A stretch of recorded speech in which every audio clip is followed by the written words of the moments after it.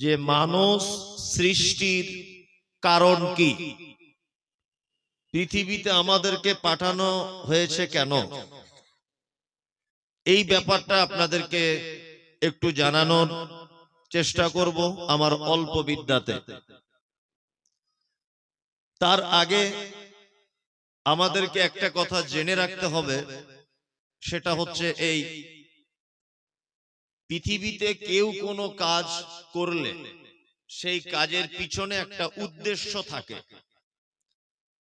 উদ্দেশ্য ছাড়া কাজ করে শুধুমাত্র পাগল, শুধুমাত্র পাগল। তবে এখন পাগলেরও অনেক কোয়ালিটি আছে। কিছু পাগল দেখবেন তারা মানুষের কাছে পয়সা চায়, আর পয়সা পাওয়ার পরে ও পয়সাটাকে যত্ন করে রাখে। এই পাগলটাকে যদি চিকিৎসা করা হয় এ ভালো হয়ে যাবে। এ সম্পূর্ণ পাগল নয়, এর কিছু ভালো মন্দ বোঝার সেন্স আছে। মানে এটা যে টাকা, এর দ্বারাতে যে উপকার পাওয়া যায় এই জ্ঞানটুকু তার আছে।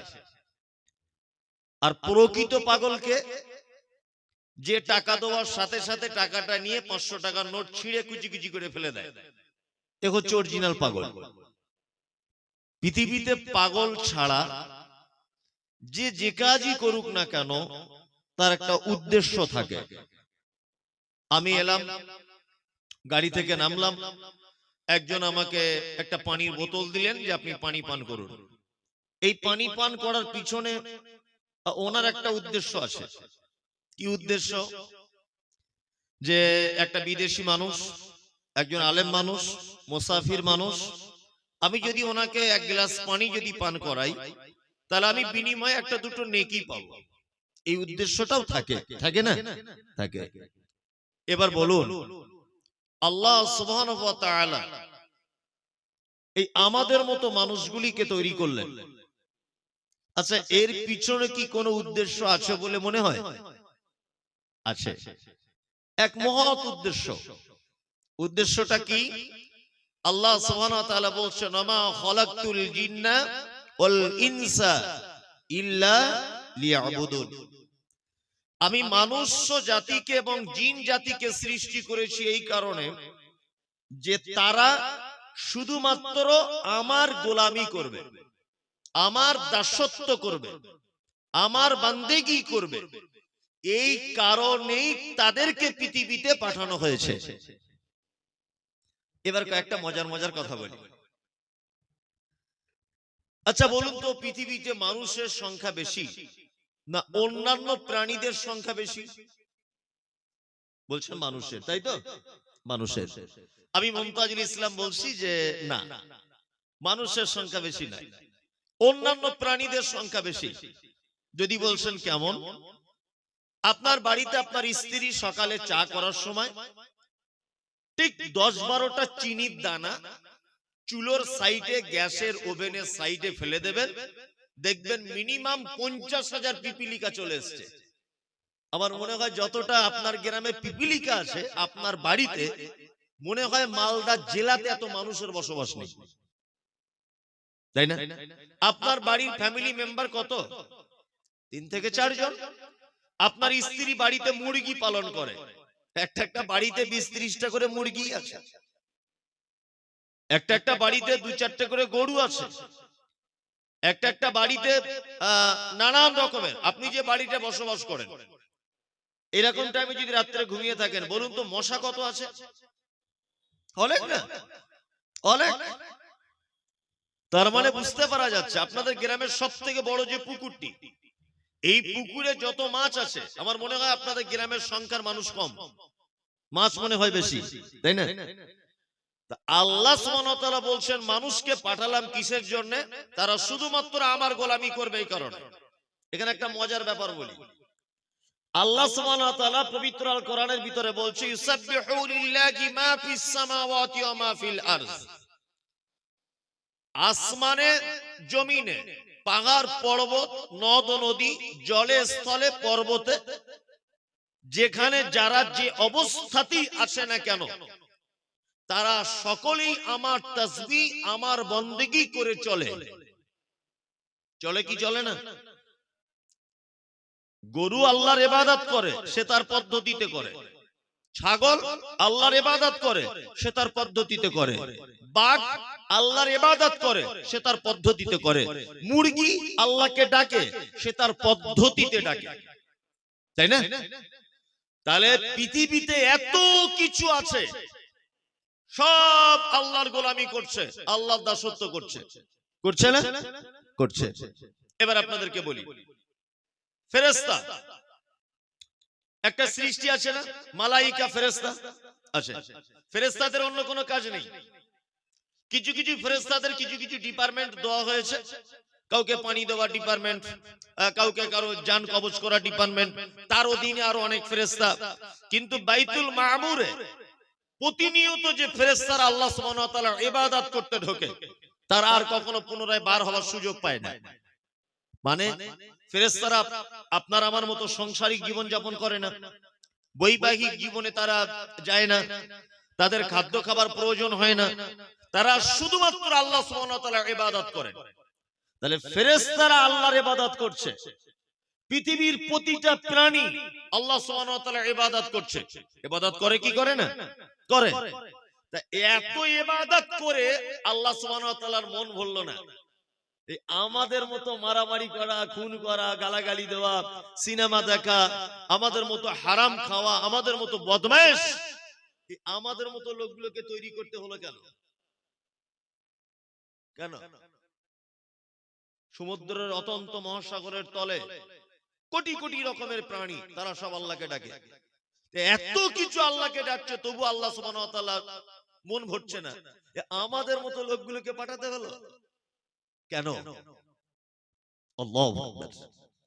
একটা কথা মাথায় রাখি, প্রতিটা প্রাণী পৃথিবীতে আল্লাহ সুবহানাহু ওয়া তাআলার গাইডলাইনস অনুযায়ী চলে। চলে কি চলে না? চলে। প্রতিটা প্রাণী। অনেক সময় একটা বাচ্চাকে পড়া না হলে মাস্টার মারে, মানে না? আর মারে আর কি বলে, তুই কি গরু হলি? বলে না? তুই মানুষ না গরু, বলে কি করে না? আমার মনে হয় গরুরা যদি এই ব্যাপারটা শুনতো যে আমাদের সঙ্গে তুলনা করছে, তা গরুরা থানায় গিয়ে কেস করতো যে আমরা এত ভালো আর আমাদের সাথে তুলনা করছে। আপনি দেখুন, একটা গরু কোনোদিন আল্লাহর কথার অবাধ্য হয়েছে? হয়নি। গরু তৃণভোজী প্রাণী, ও মাঠের ঘাস খায়। আপনি বিরিয়ানি রান্না করে ওকে দেন তো, কিয়ামত পর্যন্ত চেষ্টা করলেও খাবে না। না খেতে পেয়ে মারা যাবে, খাবে না। খাবে? খাবে না। একটা কুকুর ৩-৪ দিন খেতে পায় না, তাকে আপনি একটু ঘাস কেটে দেন তো, ঘাস বুঝুন তো, ভালো করে ঘাস কেটে দেন তো দেখি, ও এক পিসও খাবে না, মারা যাবে তবুও ভালো। খাবে? খাবে না। কারণ ওটা ওর খাদ্য নয়। ও কি খাবে? আল্লাহ সুবহানাহু ওয়া তাআলা ওকে মেথরের ডিপার্টমেন্টে তৈরি করেছে, মেথরের কাজ। এই জলসা করতেছে, বক্তারা গোশত খাবে, হাড্ডিটা ফেলবে, জায়গাটা নোংরা হবে, কে পরিষ্কার করবে? কুকুরকে বলা আছে তুই গিয়ে চেটে মেরে দে। জলসা শুনতে এসে মেয়েদের দিকে একটা বাচ্চা মেয়ে বসেছিল বা বাচ্চা ছেলে তার মায়ের সাথে, এখন পায়খানা করে দিয়েছে। কমিটির লোক থেকে পরিষ্কার করবে না? আল্লাহ কুকুরকে দায়িত্ব দিয়েছে, তুই সকালবেলা যাবি, সঙ্গে সঙ্গে দেখবি, গিয়ে চেটে মেরে দিবি, যাতে নামাজীদের অসুবিধা না হয়। সারা পৃথিবীতে প্রতিটা প্রাণী আল্লাহ সুবহানাহু ওয়া তাআলা অর্থাৎ তার সৃষ্টিকর্তার পদ্ধতি অনুযায়ী চলে, গাইডলাইনস অনুযায়ী চলে। শুধুমাত্র একটি প্রাণী তার রবের আইন অনুযায়ী চলে না, তারা কারা? কি? মানুষ। সুদ এটা জায়েজ? হারাম? এটা আমাদেরকে আল্লাহ খেতে বলেছেন না দূরে থাকতে বলেছেন? হ্যাঁ, দূরে থাকতে বলেছেন। আমরা খাই কি খাই না? খাই। খাই না? অনেক মানুষ খায়, আপনি খান না, অনেক মানুষ খায়। নেশার জিনিস, এটা জায়েজ না না জায়েজ? আমরা খাই? খাই। আল্লাহু আকবার। সালাত ফরজ। সালাত কি? ফরজ। আমরা সবাই পড়ি? পড়ি না? তার মানে বুঝতে পারা যাচ্ছে পৃথিবীতে যত প্রাণী আছে, পৃথিবীতে যত প্রাণী আছে, একটি মাত্র প্রাণী যারা তার রবের নির্দেশকে অমান্য করে জীবন যাপন করে, তার নাম মানুষ। ওই জন্য আল্লাহ সুবহানাহু ওয়া তাআলা পবিত্র আল কোরআনে একটা শব্দ ব্যবহার করেছেন কি, উলাইকা কাল আনআম বাল হুম আযাল উলাইকা হুমুল গাফিলুন। মানুষ তো খারাপ খারাপ, চতুষ্পদ প্রাণী তার থেকে নিকৃষ্ট। আল্লাহ বলছেন চতুষ্পদ প্রাণীর থেকে নিকৃষ্ট কেন? এই যে আপনাকে বললাম, কুকুর তার রবের গাইডলাইন্সে চলে, গরু তার গাইডলাইন্সে চলে, উট তার গাইডলাইন্সে চলে, হাঁস মুরগি তার গাইডলাইন্সে চলে, চলে না কে? মানুষ। তাহলে ওদের থেকে আমরা ভালো না খারাপ? খারাপ। আল্লাহ সুবহানাহু ওয়া তাআলা সূরা আনফালের 22 নম্বর আয়াতে বলছেন কি, ইন্না শাররাদ দাওয়াবি ইন্নাল্লাহ সুম্মুম বুকমুল লাযিনা লা ইয়াকিলুন। আল্লাহ বলছেন পৃথিবীতে যত বিচরণশীল প্রাণী আমি আল্লাহ বানিয়েছি, যত প্রাণী ঘুরে ঘুরে বেড়ায়, আমার কাছে সবথেকে নিকৃষ্ট প্রাণী হচ্ছে কারা? সুম্মুম বুকমুল লাযিনা লা ইয়াকিলুন, যারা বোবা, কানে কম শোনে এবং যারা বোঝে না। কানে কম শোনে মানে যাদের কাছে দ্বীনের কথা বলা হয়, যাদেরকে দ্বীনের দাওয়াত দেওয়া হয়, তারা কানে শুনতে পায় না। দ্বীনের ব্যাপারে তাদের কোনো প্রতিবাদও নেই, তাদের কোনো এফেক্টই পড়ে না দ্বীনের ব্যাপারে কোনো কিছু হলে, এবং লা ইয়াকিলুন, তারা দ্বীনটাকে বুঝতেও চায় না। আল্লাহ সুবহানাহু ওয়া তাআলা বলছেন পৃথিবীতে যত প্রাণী আছে আমার নিকটে সবথেকে নিকৃষ্ট হচ্ছে এরা। এরা কারা? মানুষ। এবার আপনাদেরকে একটা কথা বলি, আমাদেরকে নিকৃষ্ট বললেন, শিয়াল কুকুরের থেকে খারাপ বললেন, এত প্রাণী ইবাদত করে আল্লাহ সুবহানাহু ওয়া তাআলা, তারপরেও আমাদের মতো খারাপ লোকগুলোকে তৈরি করলেন কেন? এটা জানা দরকার আছে না নেই? আছে। হ্যাঁ, এটা এবার জানুন আমাদের দ্বারাতে কেন তৈরি করেছেন। আল্লাহ বলছে ওমা খালাকুল জিন্না ওয়াল ইনসা ইল্লা লিয়াবুদুন, তোমাদেরকে আমি তৈরি করেছি শুধুমাত্র আমার দাসত্ব, আমার ইবাদত করার জন্য। আচ্ছা বলুন, এখানে একটা প্রশ্ন সাধারণ মানুষের মাথাতে জাগবে, আর সাধারণ মানুষের মাথাতে বর্তমানে প্রশ্ন কিছু জাগে, সেগুলো কার্যকরী প্রশ্ন নয়। কি বললাম বুঝলেন?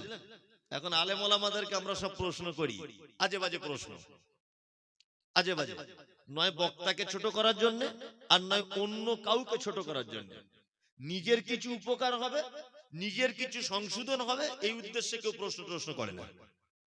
আমাকে নদিয়া প্রশ্ন করছে, হুজুর আপনারা বক্তব্য রাখেন, কাঁধে দুটো নাকি ফেরেশতা থাকে আর তাদের নাকি খাতা থাকে, আপনি বলুন তো হুজুর যে তাদের খাতাগুলো কোথায় থাকে? তোর বাপের মাথায় থাকে। এটা জেনে তোর লাভ কি? খাতাটা কোথায় থাকে এটা জেনে তোমার লাভ কি? আমি ছাত্র জীবন থেকে বক্তব্য রাখছি, সব জায়গাতে কম বেশি 1 ঘন্টা আগে পৌঁছাই জলসাতে, বা 30 মিনিট আগে। মানুষ এসে সালাম করে, হুজুর কেমন আছেন, গাড়িতে অসুবিধা হয়নি তো, অমুক হয়নি তমুক হয়নি, অনেক কথা।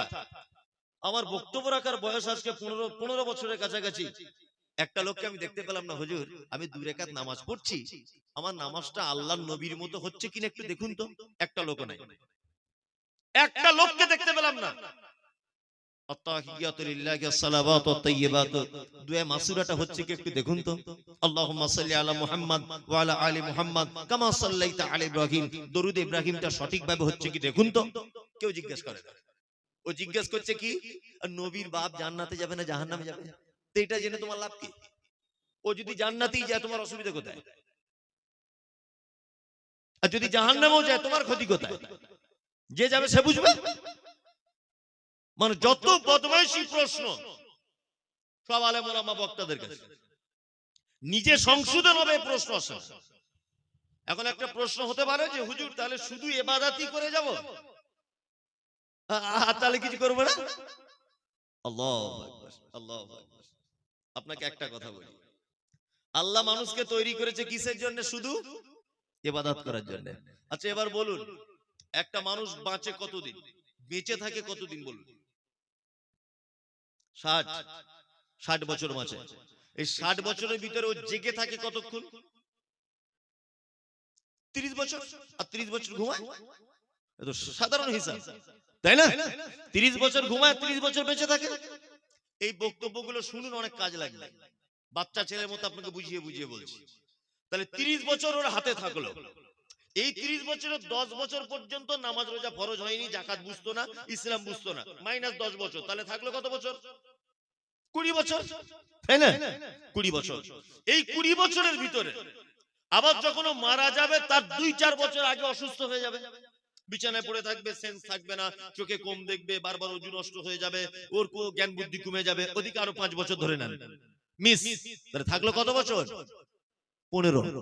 এই 15 বছরের ভিতরে আপনি দেখুন ভালো করে, এই 15 বছরের ভিতরে তার বিয়ে করতে হচ্ছে, ছেলে পিলে মানুষ, ভালো করে বুঝবেন।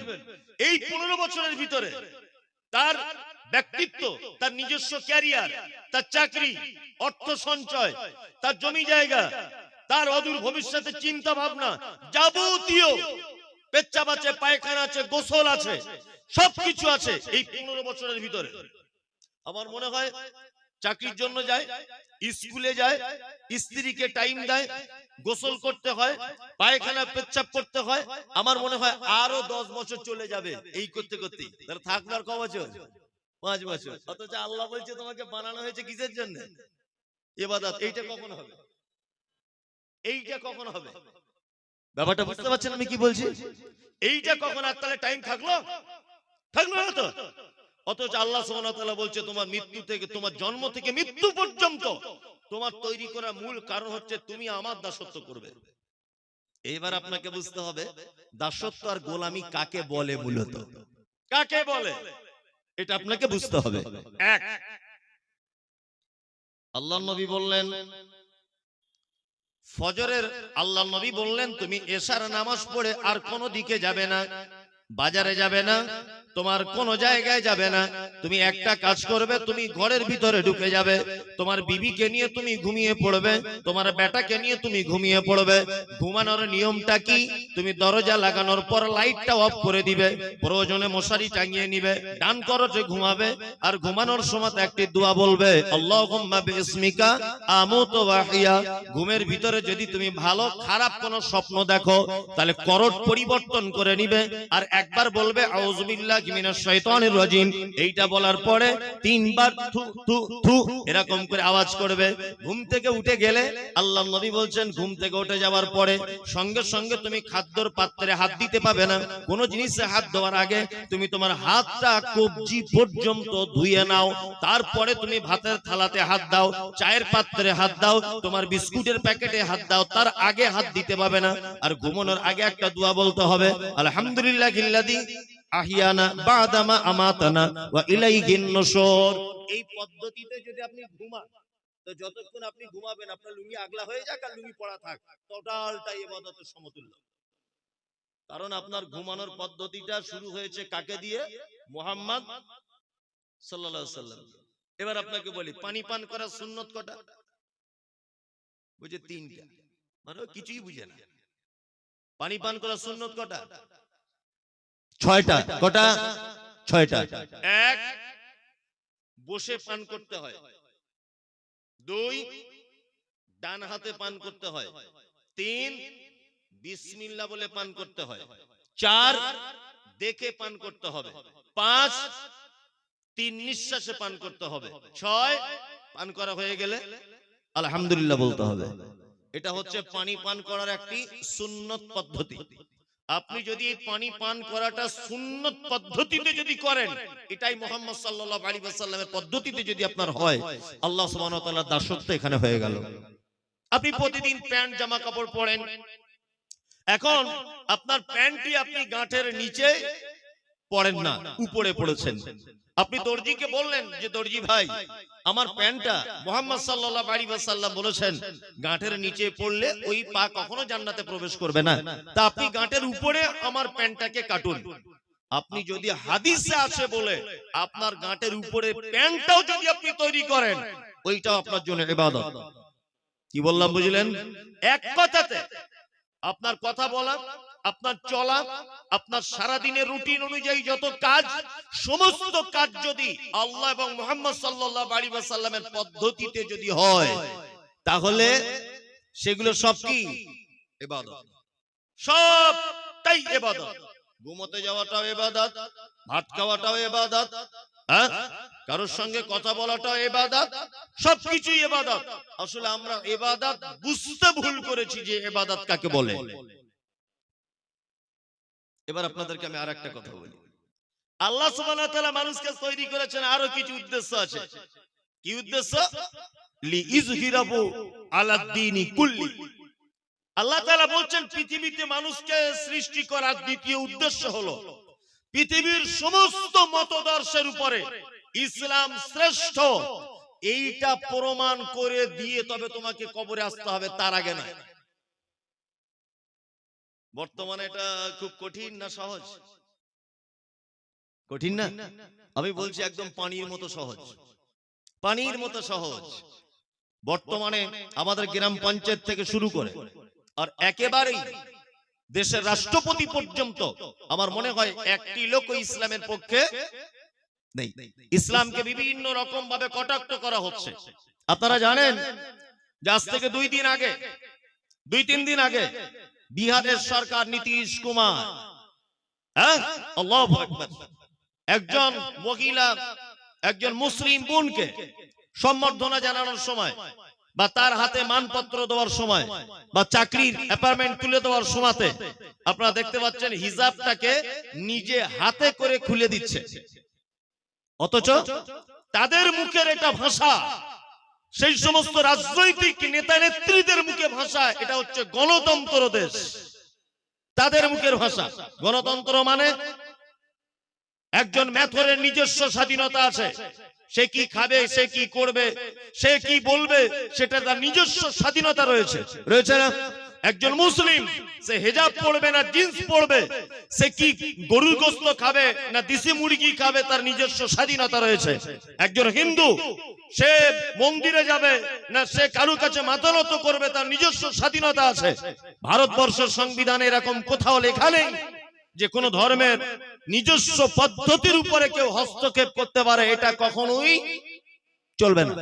যে যার নিজস্ব গতিতে চলবে। কিন্তু নীতিশ কুমার বুঝিয়ে দিয়েছেন, এবং উনি যদি মহিলাটাকে বলতেন যে তোমাকে চিনতে অসুবিধা হবে, আগে থেকে যদি ওনাকে জানানো হতো তুমি বোরকাটা খুলে এসো, সে ব্যাপার আলাদা। একজন রাজ্যের মুখ্যমন্ত্রী হয়ে হাত দিয়ে টেনে বোরকাটি খুলে দিচ্ছেন, মানে এটা একটা অপমানজনক কাজ। আলহামদুলিল্লাহ, আমি আজকে দেখছিলাম সোশ্যাল মিডিয়াতে মহিলাটি বলছেন যে আমি চাকরি করব না, আমি চাকরি করব না। যে চাকরির জন্য তিনি এসেছিলেন অ্যাপয়েন্টমেন্ট পাওয়ার জন্য, উনি বলছেন যে আমি ওই রকম চাকরি করব না। আলহামদুলিল্লাহ, আমাদের প্রতিটা ঘরে ঘরে মায়েদের এইরকম ভাবেই পর্দা হেফাজত করে চলাই উচিত। যাই হোক, আমি যে কথা বলছিলাম, এই সমস্ত জিনিসগুলো সোশ্যাল মিডিয়াতে দেখার পরে আমাদের কি মনে হয়? আমাদের মনে হয় যে আমাদের দেশের সরকার নরেন্দ্র মোদী যদি না হয়ে হযরত আবু বকর হতেন, তাহলে আমাদের জন্য খুব কল্যাণ হতো। মনে হয় কি হয় না? আর আপনাদের ইচ্ছা হয় যে আমাদের দেশের স্বরাষ্ট্রমন্ত্রী হযরত উসমানের মতো মানুষ হোক? এটা আমরা চাই না? চাই। আমাদের রাজ্যের মুখ্যমন্ত্রী, ওনার পরিবর্তে যদি আর একজন মুসলিম কোন নেতা যদি আমাদের রাজ্যের মুখ্যমন্ত্রী হতেন, তাহলে আমাদের মনে হয় সব সমস্যা মিটে যেত। সমস্ত মানুষের একটা ধারণা আছে না নেই? আছে। মানে আমরা মুসলমানরা এত বড় বোকা, আমাদের চিন্তা ভাবনা খুব খারাপ, খুব খারাপ। আমরা শুধু চিন্তা ভাবনা করছি যদি কোরআন আর হাদিস দিয়ে সারা দেশটা চলতো কত মজা হতো, ভাবছি না? সারা দেশ ইসলাম কান্ট্রি হয়ে যেত আর মুসলিমদের নেতৃত্বে থাকতো, এরকম মনে হচ্ছে কি হচ্ছে না? হচ্ছে। আপনাকে এবার একটা কথা বলি, আল্লাহু আকবার। আচ্ছা বলুন, সারা ভারতবর্ষে প্রায় 130 কোটির কাছাকাছি মানুষ বসবাস করে, তাই না? 130 কোটি। এখানে হিন্দু, মুসলিম, জৈন, খ্রিস্টান, হাদি মানে আদিবাসী, হাড়ি, চুয়ার, চামার, বাগদি, ছুতর, মেতর সবাই আছে, আছে না? আছে। এর মাঝখান থেকেও কিন্তু আপনি ভাবছেন যে আমাদের দেশের প্রধানমন্ত্রী যদি মুসলিম হতো তাহলে আমরা হাদিস কোরআন দিয়ে দেশ চালাতাম। মনে হচ্ছে না? হচ্ছে। এটা কি করে আপনি ভাবেন? এটা কি করে আপনি ভাবেন? আল্লাহু আকবার, আল্লাহু আকবার। একটা অবাক করা ব্যাপার। আপনার 3.5 হাত বডি, 3.5 হাত, প্রতিটা অঙ্গ প্রত্যঙ্গের আলাদা আলাদা কাজ আছে। কাজ আছে না নেই? আছে, আছে। হাতের আলাদা কাজ, চোখের আলাদা কাজ, ব্রেনের আলাদা কাজ, আছে না নেই? আছে। পায়ের আলাদা কাজ, পেটের আলাদা কাজ।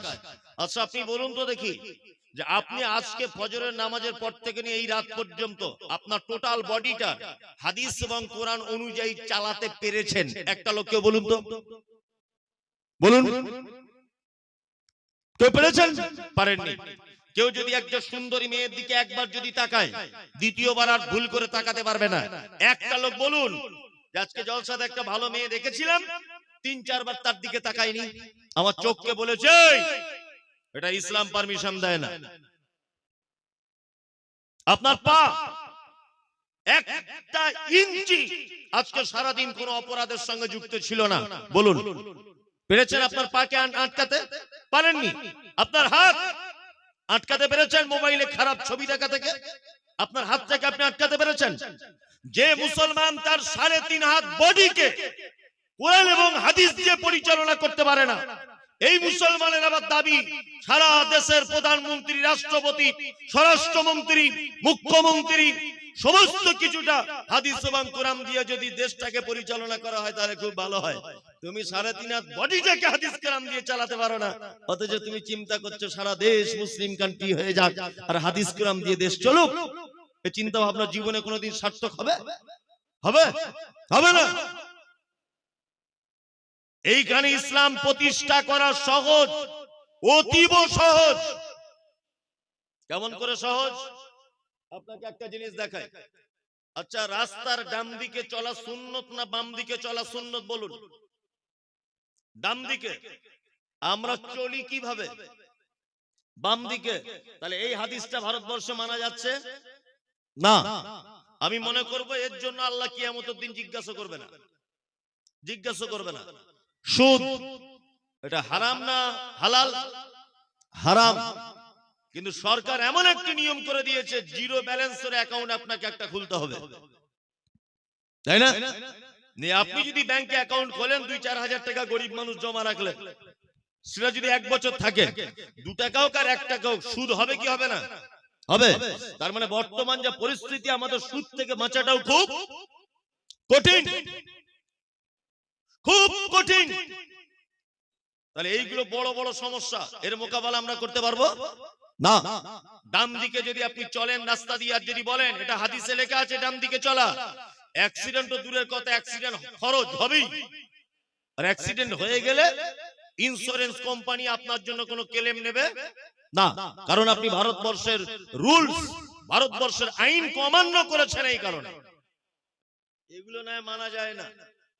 একটা জিনিস তো মানা যায় কি, বিডিও অফিসে লাইন দিয়েছিলেন গরমের দিনে, 30 জন লোক লাইন দিয়েছে বিডিও অফিসে।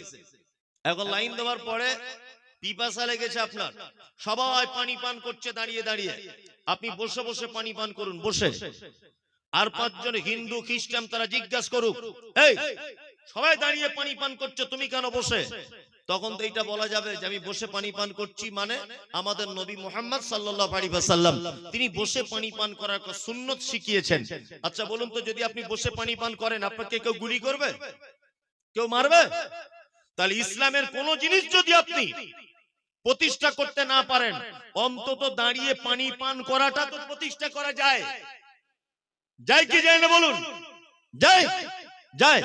দাড়ি, আপনি যদি দাড়ি রাখেন তাহলে আপনার বিরুদ্ধে কেউ মামলা করবে? কেউ আপনাকে কেস দিবে? অন্তত এইটা রেখে আপনি ইসলাম প্রতিষ্ঠা করুন। আপনি যদি গাঁটের উপরে যদি কাপড় পরেন, তা আপনার বিপক্ষে কেউ দাঁড়াবে না। অন্তত গাঁটের উপরে কাপড়টা প্রতিষ্ঠা করুন। আপনি 5 ওয়াক্ত নামাজ যদি আপনি পড়েন, আপনাকে কেউ মারবে? এইটা আপনি প্রতিষ্ঠা করুন। আল্লাহ সুবহানাহু ওয়া তাআলা পবিত্র আল কোরআনে বলছেন কি, লিইযহিরাহু আলা দ্বীনি কুল্লি, পৃথিবীর সর্বশ্রেষ্ঠ একটি জীবন ব্যবস্থা ইসলাম। এইটা তোমাকে প্রমাণ করে দিয়ে তবে আমার কাছে আসতে হবে, তার আগে নয়। গরুকে দিয়ে এটা সম্ভব নয়, কুকুরকে দিয়ে এটা সম্ভব নয়, বিড়ালকে দিয়ে এটা সম্ভব নয়, এটা একমাত্র মানুষকে দিয়েই সম্ভব। আল্লাহ সুবহানাহু ওয়া তাআলা তার দ্বীন সত্য, এইটা মানুষের সামনে উপস্থাপন করবে মানুষ এবং এটাকে দেখাবে, তারপরে আল্লাহ সুবহানাহু ওয়া তাআলার কাছে আবার রিটার্ন চলে আসবে। তাহলে ইসলাম প্রতিষ্ঠা করা সহজ না কঠিন? সহজ না কঠিন?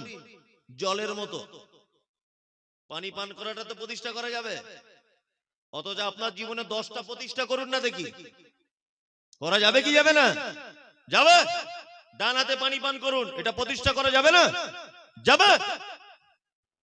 ও এখনো ডান হাতে পানি পান করা শেখেনি, এখনো গাঁটের নিচে কাপড় পরে ও আবার চিন্তা ভাবনা করছে দেশটা যদি মুসলিমদের হতো, কোরআন হাদিস দিয়ে চালাতাম। জীবনে নামাজ পড়ে না। এসব আবেগ দিয়ে চলবে কি না? আবেগ দিয়ে ইসলাম চলবে না। কিছুদিন আগে আই লাভ মোহাম্মদ নিয়ে খুব লাফালাফি করছিল, যুবক ছেলেরা লাফালাফি করছিল না? তা আমি সোশ্যাল মিডিয়াতে একটা বলেছিলাম যে আই লাভ মোহাম্মদ লিখে লাফালাফি করছো কেন? তোমাদের কি মাথায় কাজ নেই? আই লাভ মোহাম্মদ লিখে আর ফেস্টুন টাঙ্গালে জান্নাত চলে যাবে? কে বললো? এমনি তো জানেন মমতাজুল ইসলাম মানি সোশ্যাল মিডিয়াতে বিশাল চুলকানি, কিছু লোকের চুলকানি হয়ে গেল, তারা খুব গালাগালি করলো যে আই লাভ মোহাম্মদের বিরুদ্ধে কথা বলছে মমতাজুল। আচ্ছা আপনাদেরকে একটা কথা বলি, আই লাভ মোহাম্মদ ফেস্টুন লিখে রাস্তাঘাটে টাঙানো আছে, আছে কি আছে না? আছে। ফেস্টুনটা ছিঁড়ে রাস্তায় পড়ে গেল, তার উপর দিয়ে কুকুর হেঁটে গেল, তার উপর দিয়ে একজন পেচ্ছাপ করে পানি নেয় না এরকম লোক হেঁটে চলে গেল, কত নোংরা কিছু চলে গেল। বলুন তো এতে মোহাম্মদের সম্মান বাড়লো না কমলো? বাড়লো না কমলো? কমলো। আরে আল্লাহ নবীকে আমরা ভালোবাসি, ওটা আমাদের অন্তরে আছে, ফেস্টুন লাগাতে হবে কেন? আর ওইটা দিয়ে আমরা প্রমাণ করব কেন? শুনুন, নবীকে শুধু ভালোবেসে জান্নাতে যাওয়া যাবে, তার একটা জ্বলন্ত প্রমাণ আপনাকে দিই। আলেম ওলামারা বসে আছে। আল্লাহ নবী সাল্লাল্লাহু আলাইহি ওয়াসাল্লামের চাচার নাম কি? আবু তালিব। কি নাম? আবু তালিব। ইসলামের একটা ইতিহাসের ছেঁড়া পাতাতেও আপনি দেখাতে পারবেন না যে কখনো চাচা ভাতিজা মুহাম্মাদের বিরুদ্ধেচারণ করেছে, কখনো করেনি। বরং বেঈমান মুশরিকেরা যখন মারতে এসেছে আল্লাহর নবীকে, চাচা প্রাচীরের মতো গার্ড দিয়ে বলেছে তোমরা আমার ভাতিজাকে নবী বলে মানবে না, একথা সত্য, তবে আমি বেঁচে থাকা অবস্থা আমার ভাতিজার গায়ে হাত দিতে পারবে না, চামড়া তুলে দেবো তোমাদের। আমার ভাতিজার ব্যাপারে কোনোদিন কোনো কটু কথা বলবে না। ওর বাপ নেই, ওর দাদু নেই, আমি ওর চাচা বেঁচে আছি আবু তালিব, আমি বেঁচে থাকা অবস্থায় কোনোদিন আমার ভাতিজার গায়ে আঘাত করবে না। মুহাম্মদ সাল্লাল্লাহু আলাইহি ওয়াসাল্লামকে কোলে করে নিয়ে ঘুরেছেন, পিঠে নিয়ে ঘুরেছেন, গালে তুলে ভাত খাইয়েছেন। এই চাচা যখন মারা যাচ্ছে, আল্লাহ নবী সাল্লাল্লাহু আলাইহি ওয়াসাল্লাম চাচার মাথার কাছে বসে বলছে, চাচা একবার তুমি শুধু বলো লা ইলাহা ইল্লাল্লাহ, একবার তুমি শুধু বলো। চাচা এই কথা শোনার পরে অনেকক্ষণ চিন্তা ভাবনার পরে বলছে মিল্লাতে আবিকুম আব্দুল মুত্তালিব, আমি আমার বাবা আব্দুল মুত্তালিবের ধর্মের উপরেই থাকলাম, মুহাম্মদ তোমার লা ইলাহা ইল্লাল্লাহ কবুল করতে পারলাম না। এক পর্যায়ে চাচা মারা গেল। আল্লাহ নবী সাল্লাল্লাহু আলাইহি ওয়াসাল্লাম নিজে বলছেন, কি বলছেন? আল্লাহ নবী বলছেন আমার চাচাকে জাহান্নামে দেওয়া হবে। আমার চাচা বলে তার সাবসিডি এতটুকু হবে যে দুটো আগুনের জুতো পরিয়ে দেওয়া হবে তার পায়ে, তার তাপের কারণে তার মাথার মগজ টকবক টকবক টকবক করে ফুটবে। পৃথিবীতে মুহাম্মদ সাল্লাল্লাহু আলাইহি ওয়াসাল্লামকে সবথেকে বেশি ভালোবাসতেন কে? চাচা আবু তালিব। ভালোবাসার পরেও লোকটা জান্নাতে যেতে পারল না। কারণ কি? মুহাম্মদ সাল্লাল্লাহু আলাইহি ওয়াসাল্লামের আনিত দ্বীন, তার আনিত রিসালাত, তার আনিত বাণী তিনি কবুল করেননি বলে তার থাকার জায়গা জাহান্নাম। একজন মুসলমান যতই আইলা মুহাম্মদ নিয়ে খেপে যাক, একজন মুসলমান যতই আবেগ দিয়ে ইসলামকে ভালোবাসুক, একজন মুসলমান যত আবেগ দিয়ে আল্লাহ নবী সাল্লাল্লাহু আলাইহি ওয়াসাল্লামের জুলুস পালন করুক না কেন, ওই মুমতাজুল ইসলাম বলছি আল্লাহ নবী সাল্লাল্লাহু আলাইহি ওয়াসাল্লামের আনিত দ্বীন যতক্ষণ না পর্যন্ত একটা মানুষ পরিপূর্ণভাবে মেনে না নিবে, ততক্ষণ পর্যন্ত তার জান্নাতে যাওয়া হবে না। শুধু ভালোবেসে জান্নাতে যাওয়া যাবে না। ও তো ফচকে ছেলে, বোঝে না হাদিস কোরআন কিছু, ও কিচ্ছু হাদিস কোরআন বোঝে না। 12 রবিউল আউয়াল আসছে আর বিশাল লা ইলাহা ইল্লাল্লাহ মুহাম্মাদুর রাসূলুল্লাহর ফেস্টুন হাতে নিচ্ছে, বাম হাতে সিগারেট টানছে, এক ওয়াক্ত নামাজ পড়ে না, মনে হয় মাঝে সাঝে গাঁজাও টানে, গাঁটের নিচে কাপড়, ইয়া নবী সালাম আলাইকা, ইয়া রাসূল সালাম আলাইকা, এক হো হো করে নাচছে ডিজে বাজিয়ে, আর মনে করছে আমি জান্নাত চলে যাব নাকি? জান্নাত পড়ে আছে তোমার জন্য। নবী চাচা পর্যন্ত ভালোবাসার কারণে জান্নাত যেতে পারলো না, আর তুমি জান্নাতের স্বপ্ন দেখো কি করে? আল্লাহু আকবার। ইসলামের ছোটখাটো জিনিস যেগুলো মানার মতো, যেগুলো মেনে নেওয়ার মতো, সেইগুলো মানা যাবে কি যাবে না? যাবে, যাবে। সেইগুলো প্রতিষ্ঠা করবে, ছোটখাটো কাজগুলো। আল্লাহ সুবহানাহু ওয়া তাআলা মানুষকে পৃথিবীতে তৈরি করেছেন আরো একটা উদ্দেশ্য নিয়ে। কি? আল্লাহ তাআলা বলছেন, আল্লাযী খলাকাল মাউতা ওয়াল হায়াতা লিয়াবলুয়াকুম আইয়ুকুম আহসানু আমালা।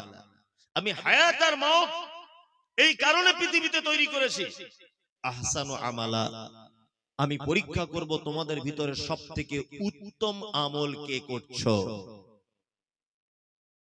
মানুষকে পৃথিবীতে তৈরি করার আরো একটা উদ্দেশ্য, আমাদেরকে পরীক্ষা করার জন্য আল্লাহ সুবহানাহু ওয়া তাআলা পাঠিয়েছেন। পরীক্ষাটা কি হবে? তোমাদের ভিতরে উত্তম কি আমল কে করবে। উত্তম আমল আছে তো? আছে? নেই, উত্তম আমল নেই। আপনাদেরকে কয়েকটা উত্তম আমলের কথা বলবো, আমল করা যাবে ইনশাআল্লাহ। বলুন ইনশাআল্লাহ। এক, ছোটখাটো আমল বলি, একদম ছোট ছোট আমল, যেগুলো করলে পয়সা লাগে না, একদমই পয়সা খরচ হবে না। বেশ কয়েকটা আমল আপনাদেরকে বলি। এক, আল্লাহ নবী সাল্লাল্লাহু আলাইহি ওয়াসাল্লাম তিনি বলছেন, আলহামদুলিল্লাহ তামলা আল মিজান।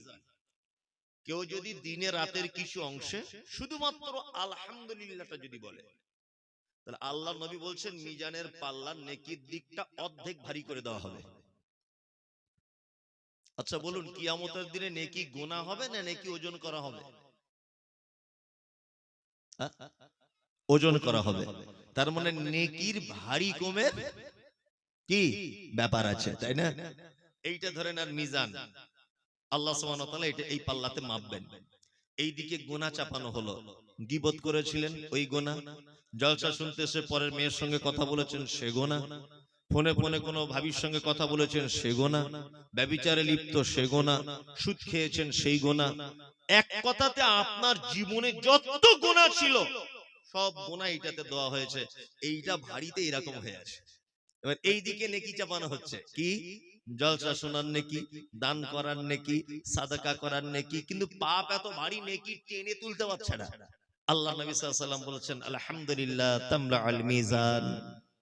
কেউ যদি দিনে রাতের কিছু অংশে যদি আলহামদুলিল্লাহ টুকু যদি বলে, তাহলে ওই আলহামদুলিল্লাহর নেকিটা যখন মিজানের পাল্লার নেকির দিকে চাপানো হবে, অর্ধেক ভারী করে দিবে। সুবহানাল্লাহ। এই আমল করা যাবে? কেউ জিজ্ঞেস করছে, ভাই কেমন আছেন, কি বলবেন? আমরা কি বলি? আমরা ওটা বলি না, আমরা বলি হুজুর আপনার দুয়ায় আল্লাহর রহমতে ভালো আছি, বলি না? আজকে আমি গাড়ি থেকে নামছি, তো একজন আমাকে রিসিভ করতে এসেছেন, আমি ওনাকে বলছি কেমন আছেন ভাই, তো বলছে হুজুর আপনার দুয়ায় আল্লাহর রহমতে ভালো আছি। তা আমি ওকে লোকটাকে তো জীবনে কোনোদিন দেখিনি, তো ওর জন্য দোয়া করতে যাবো কেন? ও তো কোনোদিন দেখাই হয়নি এর আগে, তো ওর জন্য কেন দোয়া করতে যাবো? এই কথার ভিতরে শিরক আছে। কি আছে? শিরক। তার মানে ও বোঝাতে চায় যে হুজুর আপনি দোয়া না করলে আল্লাহ রহমত করতো না, আপনার দুয়ায় আল্লাহর রহমতে ভালো আছি। তার মানে আপনি দোয়া না করলে আল্লাহর রহম করতো না, আপনি দোয়া করেছেন বলেই রহমটা করেছে। এই ছোটখাটো বিষয়গুলো আমাদেরকে খুব বেশি করে মাথায় রাখতে হবে। কিছু খাচ্ছেন, খাওয়া শেষ করে কি বলবেন? আলহামদুলিল্লাহ। একটা আম খাচ্ছেন খুব মিষ্টি, কি বলবেন? আলহামদুলিল্লাহ। ভালো কিছু দেখলেন, আলহামদুলিল্লাহ। অতি ভালোবাসি তাই অবাক হয়ে তাকিয়ে থাকি, সেটা কি মোর বড় অপরাধ? একটা ছাগলের বাচ্চা দেখলে খুব সুন্দর করে দৌড়াচ্ছে, ছোট্ট বাচ্চা, আলহামদুলিল্লাহ। আল্লাহ তোমার কি অসীম কুদরত। হসপিটালে যাওয়া লাগলো না, নার্স লাগলো না, এর মায়ের সিজার করা লাগলো না, এত সুন্দর বাচ্চা দিল, আবার বাচ্চাটা দৌড়াচ্ছে, আলহামদুলিল্লাহ। ফুটফুটে একটা গাছের ফুল দেখলেন, আলহামদুলিল্লাহ। আল্লাহ তুমি একই গোলাপ গাছে 20 রকমের কালারের ফুল দান করো, আলহামদুলিল্লাহ। এক কথায় টার্গেট রাখবেন সারা দিনে 100 বার আলহামদুলিল্লাহ বলা, টার্গেট রাখবেন। ভাত খেলেন, এক দুটো করে লোকমা তুললেন, আলহামদুলিল্লাহ। খাওয়া শেষ, আলহামদুলিল্লাহ। কেউ জিজ্ঞেস করছে ভাই কেমন আছেন, কোনো কথা নেই, আলহামদুলিল্লাহ। ছোট্ট ছোট্ট আমলগুলো করব আমরা ইনশাআল্লাহ। আল্লাহ নবী সাল্লাল্লাহু আলাইহি ওয়াসাল্লাম বলছেন, সুবহানাল্লাহ ওয়াল হামদুলিল্লাহ তামলাআনি ওয়া তামলাআনি মা বাইনাস সামাওয়াতি ওয়াল আরদ। কেউ যদি সুবহানাল্লাহ আলহামদুলিল্লাহ মিলিয়ে যদি বলে, তাহলে আসমান জমিন মাঝখানে আর কোথাও নেকি লিখতে বাদ থাকে না, ওর আমল নামাতে নেকি ভরপুর করে দেওয়া হয়। আর একটা দোয়া আপনাদেরকে শিখিয়ে দিই, আমার সাথে বলুন, এগুলো ছোট ছোট আমল। সুবহানাল্লাহি, বলুন সুবহানাল্লাহি ওয়া বিহামদিহি সুবহানাল্লাহিল আযীম, সুবহানাল্লাহি ওয়া বিহামদিহি সুবহানাল্লাহিল আযীম। আল্লাহর নবী বলছেন যদি কেউ এটা যদি বলে, দরিয়ার ফেনা সমপরিমাণ পাপ যদি তার থাকে, পাপ ক্ষমা করে দেওয়া হবে। তবে ছোট পাপগুলো, বড় পাপ কি করতে হবে? তওবা করতে হবে। ছোটখাটো পাপ যেগুলো সামান্য ভুল ত্রুটি হয়ে গেছে, ওই পাপগুলোকে আল্লাহ কি করবেন? ক্ষমা করে দিবেন। আল্লাহু আকবার। শুধু ভালো কাজ করবে কে? তোমাদের ভিতরে কে ভালো কাজ করবে? এই প্রতিযোগিতা, এই পরীক্ষা করার জন্য আল্লাহ সুবহানাহু ওয়া তাআলা আমাদেরকে পাঠিয়েছেন। আমরা তো আজকে ভালো কাজের প্রতিযোগিতা করি না, করি? খারাপ কাজের প্রতিযোগিতা করি। একজন লোক 5 ওয়াক্ত নামাজ পড়ে, আপনি তাকে দেখে হিংসা করে তাহাজ্জুদ পড়া ধরছেন না? ওই ব্যাপারে আমাদের কোনো আলোচনা নেই। একজন লোক মালে যাকাত দেয়, আপনি তার দেখে যাকাত দেওয়া শিখছেন না? একজন লোক নিজেকে হারাম থেকে পরহেজ করে চলছে, আপনি কি ওই ব্যাপারটা চিন্তা করছেন না যে আমাকে প্রতিযোগিতা করতে হবে? আমরা প্রতিযোগিতা করি, দুনিয়ার প্রতিযোগিতা করি। কেউ 2 তলা বিল্ডিং করেছে, আমাকে 3 তলা করতে হবে। কেউ 20 লাখ টাকার গাড়ি কিনেছে, আমাকে 40 লাখ টাকার কিনতে হবে। কেউ রোডের সাইডে জায়গা কিনেছে, আমি একদম মেন রোডে কিনবো। এই সমস্ত জিনিসের প্রতিযোগিতা হয়, কিন্তু আল্লাহ সুবহানাহু ওয়া তাআলা বলছেন এই ব্যাপারে তোমাদের পরীক্ষা করা হবে না। তোমাদের ভিতরে কে কে ভালো কাজ করেছো এইটা আগে বলো। তাহলে মানে ভালো কাজ করার জন্য পৃথিবীতে কে পাঠানো হয়েছে। আর কিছু ভালো কাজের হাদিস আপনাদেরকে আমি শোনাই, দেখুন কেমন লাগে। আল্লাহ নবী সাল্লাল্লাহু আলাইহি ওয়াসাল্লাম তিনি বলছেন, কি বলছেন? হাক্কুল মুসলিমি আলাল মুসলিমি খামসুন রাদ্দুস সালাম। এক মুসলিম আরেকজন মুসলিমের সঙ্গে কটা জিনিসের হক রাখে? 5টা। আর একটা হাদিস আছে 6টা। এক, রাদ্দুস সালাম। এগুলো ছোটখাটো ভালো কাজ বলছি, প্রতিযোগিতা করবেন। এক, কোন মুসলমানের সঙ্গে দেখা হলে কি বলতে হবে? আসসালামু আলাইকুম। এর কিছু পদ্ধতি জেনে যান। আচ্ছা, ছোট বড়কে সালাম দিবে না বড় ছোটকে দিবে? ছোট বড়কে দিবে। অনেক সময় বড় ছোটকেও দিবে শিক্ষা দেওয়ার জন্য। কি বললাম বুঝলেন? 2, আমরা 4 জন বসে আছি, একটা লোক সাইকেল নিয়ে চলে যাচ্ছে, কে কাকে সালাম দিবে? পথিক সালাম দিবে, তাই তো? আমরা 3 জন আছি, ওরা 10 জন আছে, কে কাকে সালাম দিবে? হ্যাঁ, আমরা 3 জন, ওরা 10 জন, কে কাকে? কম সংখ্যক লোক বেশি সংখ্যক লোককে সালাম দিবে। আমরা সবাইকে দেখে সালাম দেব ইনশাআল্লাহ। বউকে ওকে দেওয়া যাবে না, দেওয়া যাবে? দেওয়া যাবে, কিন্তু দিলে খুব মুশকিল। মানে আমার একটা কথা মনে পড়ে যায় এই ব্যাপারটা যখন বলি। মাদ্রাসা একটা বাংলা মাস্টার আছে, ও নতুন বিয়ে করেছে, তা আমাকে নেমন্তন্ন করেছিল, আমি ব্যস্ততার কারণে যেতে পারিনি। তা আমি কিছুদিন পরে ওকে জিজ্ঞেস করছি, এই তুমি বিয়ে করেছো শুনলাম। তা বলছে, হুজুর হ্যাঁ বিয়ে করেছি।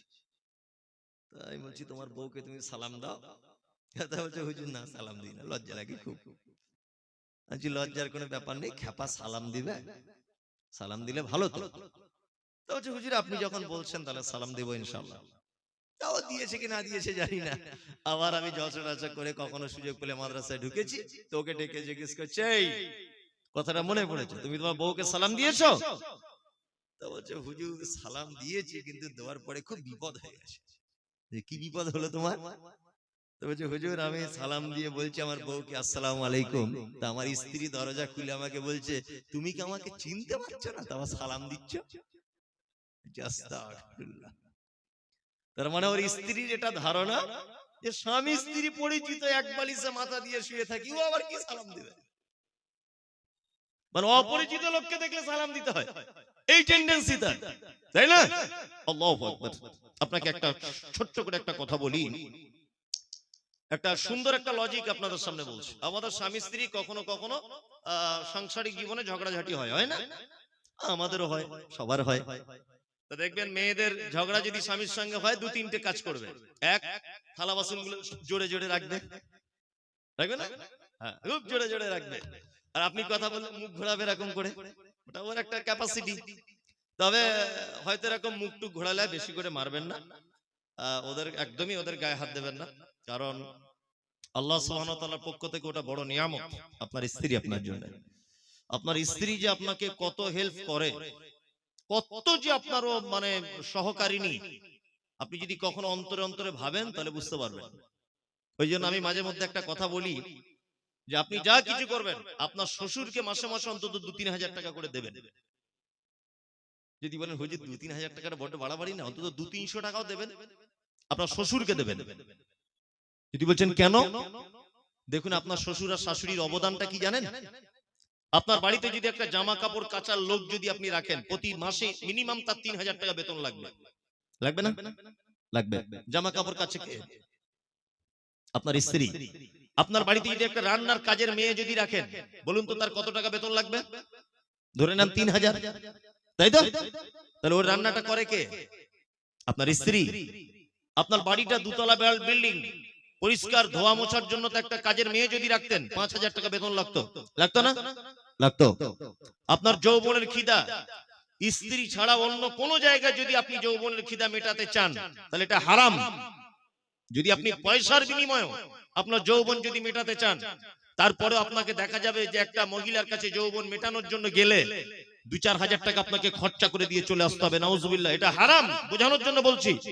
তার মানে আপনার স্ত্রী আপনার মাথার চুল থেকে পা পর্যন্ত সমস্ত জামা কাপড় ও পরিষ্কার করে, ও আপনার রান্না করে, ও আপনার ঘর ঝাড়ু দেয়, ও আপনার ঘর পরিষ্কার করে, আপনার যৌবনের চাহিদা পর্যন্ত মিটিয়ে দেয়।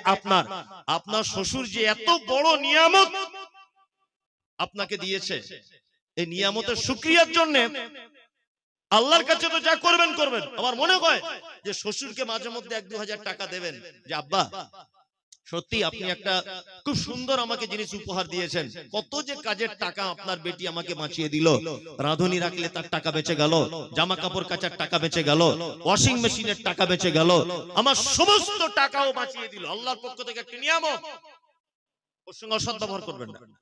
স্বামী স্ত্রী যখন তর্ক বিতর্ক হবে, ও দেখবেন খুব রাগ করছে, যখন আপনি কথা বলছেন ও মুখ ঘোরাচ্ছে, বলতে চাইছে না, তখন টার্গেট করবেন মিনিমাম 100 বার ওকে সালাম দিবেন, আসসালামু আলাইকুম। দেখবেন ও তো সালাম দিলে গাল দিতে পারছে না, বাচ্চা ও ডাইরেক্ট ওয়ালাইকুম আসসালাম না বললেও কিন্তু মনে মনে বলবে ওয়ালাইকুম আসসালাম। বলবে কি বলবে না? হ্যাঁ বলবে। আচ্ছা, আসসালামু আলাইকুম মানে কি? আল্লাহ তোমার উপরে শান্তি বর্ষণ করুক।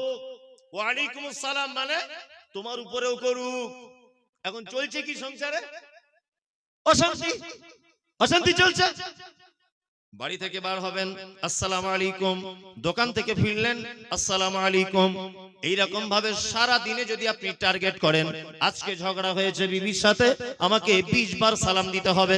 আপনার 20 বার সালাম দেওয়াটাকে একবার যদি আল্লাহ সুবহানাহু ওয়া তাআলা কবুল যদি করে নেয়, তাহলে ওই সংসারে আর অশান্তি থাকবে বলে মনে হয়?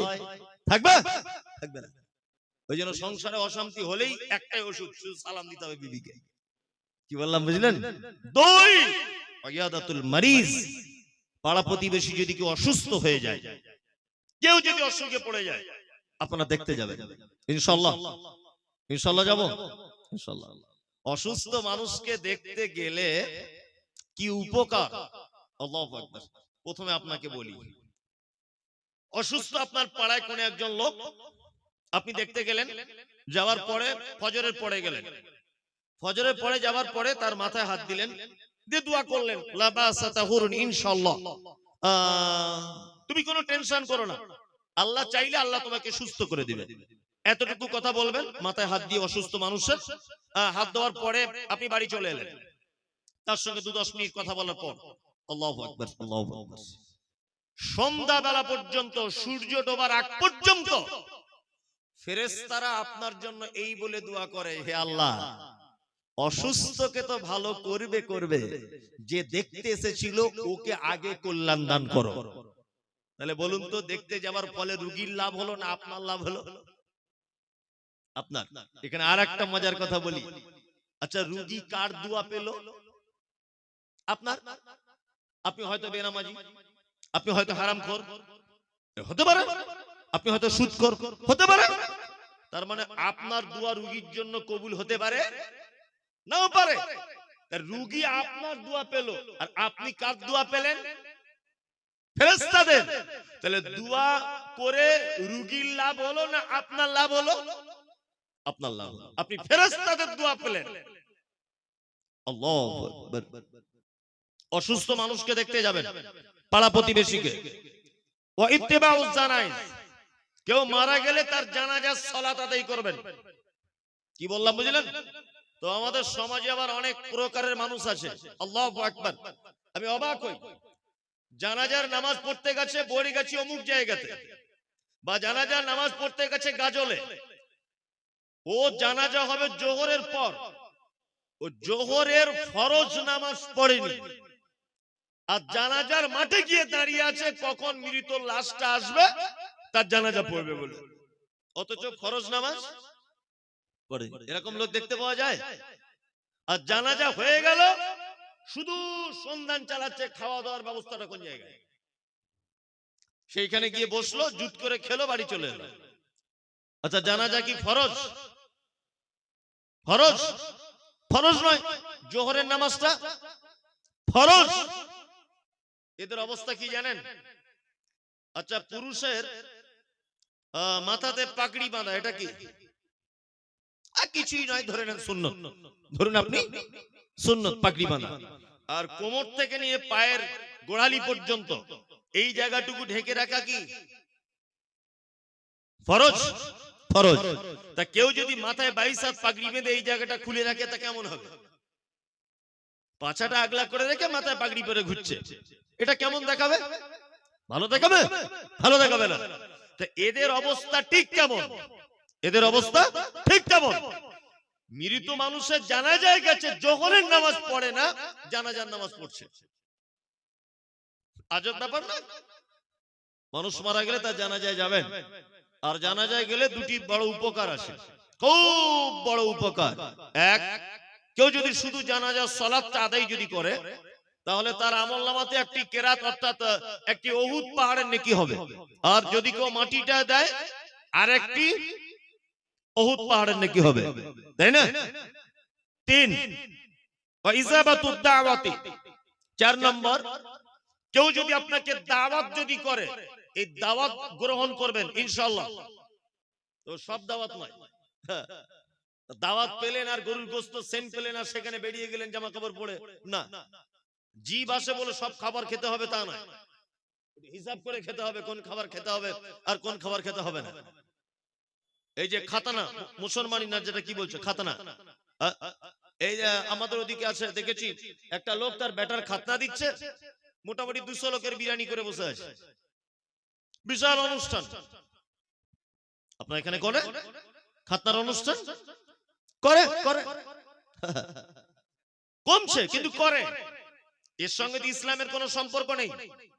একটা মানুষ মারা গেল, অনেক জায়গাতে হচ্ছে, যেগুলো আপনাদের এলাকায় না হলো, চল্লিশা করে, যে ডেটে মারা গেছে ওই ডেটে ডেটে প্রত্যেক বছরে বিরিয়ানি খাওয়ায় মানুষকে, করে কি করে না? তবে আমরা যারা নিজেকে আহলে হাদিস বলে দাবি করি, আমাদের আবার একটা বড় গুণ আছে, আমরা এগুলো করি না কিন্তু দাওয়াত পেলে খাই, তাই না?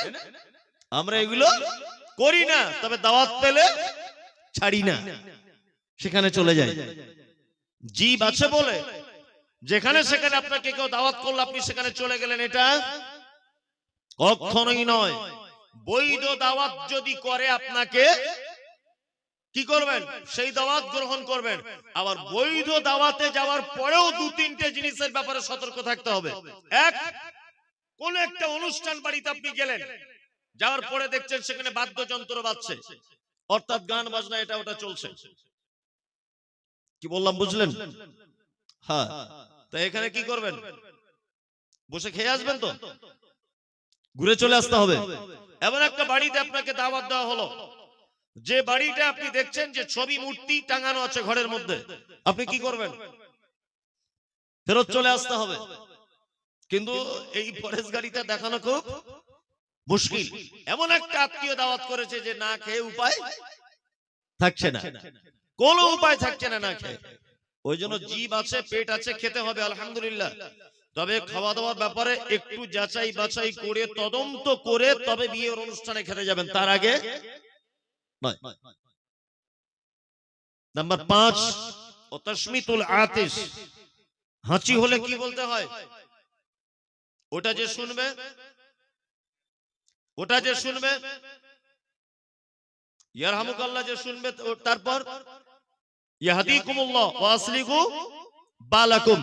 এখানে একটা কথা বলে দিই, এটা শিক্ষণীয় বিষয়। আমার হাঁচি হলো, আমি যদি আলহামদুলিল্লাহ বলি, আমার বলা যদি ও শুনতে পায়, তাহলে ও কি বলবে? ইয়ারহামুকাল্লাহ। ও যদি ইয়ারহামুকাল্লাহ বলে, তাহলে রিপিটে আমাকে কি বলতে হবে? ইয়াহদিকুমুল্লাহ ওয়া আসলিহু বালাকুম। এই 3 পর্যায়ের উত্তর আপনাকে দিতে হবে। আল্লাহ সুবহানাহু ওয়া তাআলা আমাদের পাঠিয়েছেন ভালো কাজ করার জন্য। ওইজন্য আমি সব ভালো কাজের হাদিস আপনাদেরকে বলছি।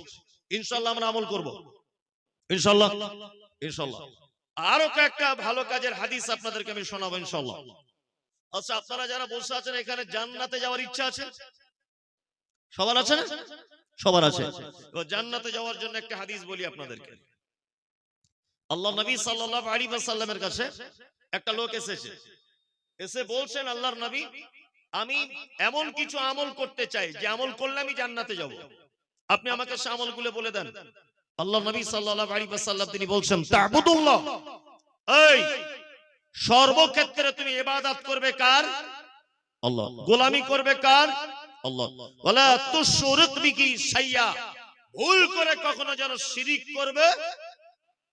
শিরিক বুঝেন তো? সহজ ভাষায় বুঝুন। আল্লাহ যে ক্ষমতা আছে, এই ক্ষমতা পৃথিবীর অন্য কারো আছে এটা মনে করা শিরক। রুজির মালিক কে? হায়াত মালিক, মওতের মালিক, সুস্থর মালিক আল্লাহ। পৃথিবীতে আল্লাহর যে ক্ষমতা, এই ক্ষমতা অন্য কারো আছে, এটা যদি কেউ মনে করে তার নাম শিরক।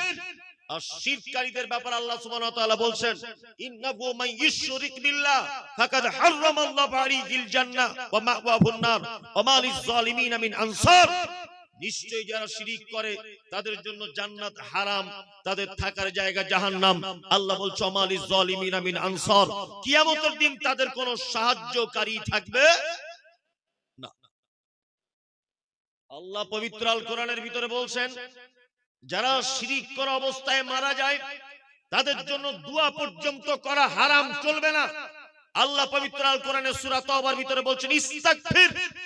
মুহাম্মদ সাল্লাল্লাহু আলাইহি ওয়াসাল্লামকে বলছেন, আপনি শিরিককারীদের জন্য যদি ক্ষমা প্রার্থনা করেন, আওলা তাস্তাগফির, যদি ক্ষমা প্রার্থনা নাই বা করেন, ইন তাস্তাগফির লাহুম ৭০ মাররাতান, আপনি যদি শিরিককারীদের জন্য একদিনে ৭০ বার যদি ক্ষমা প্রার্থনা করেন, ফালাই ইয়াগফির আল্লাহু লাহুম, আর তারপরেও আল্লাহ শিরিককারীদের ক্ষমা করবে না। পৃথিবীতে একজন পাপী আছে যে পাপীর জন্য ক্ষমা প্রার্থনা করা হারাম। আল্লাহ তাআলা বলছেন, মা কানা লিন নাবিয়্যি ওয়াল্লাযিনা আমানু আন ইস্তাগফিরু লিল মুশরিকিন ওয়ালাউ কানু উলি কুরবা।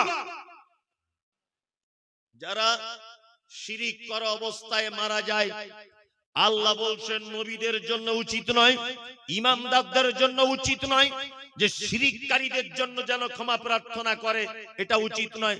আল্লাহ বলছেন শিরিককারীদের জীবনে কোনোদিন ক্ষমা করব না।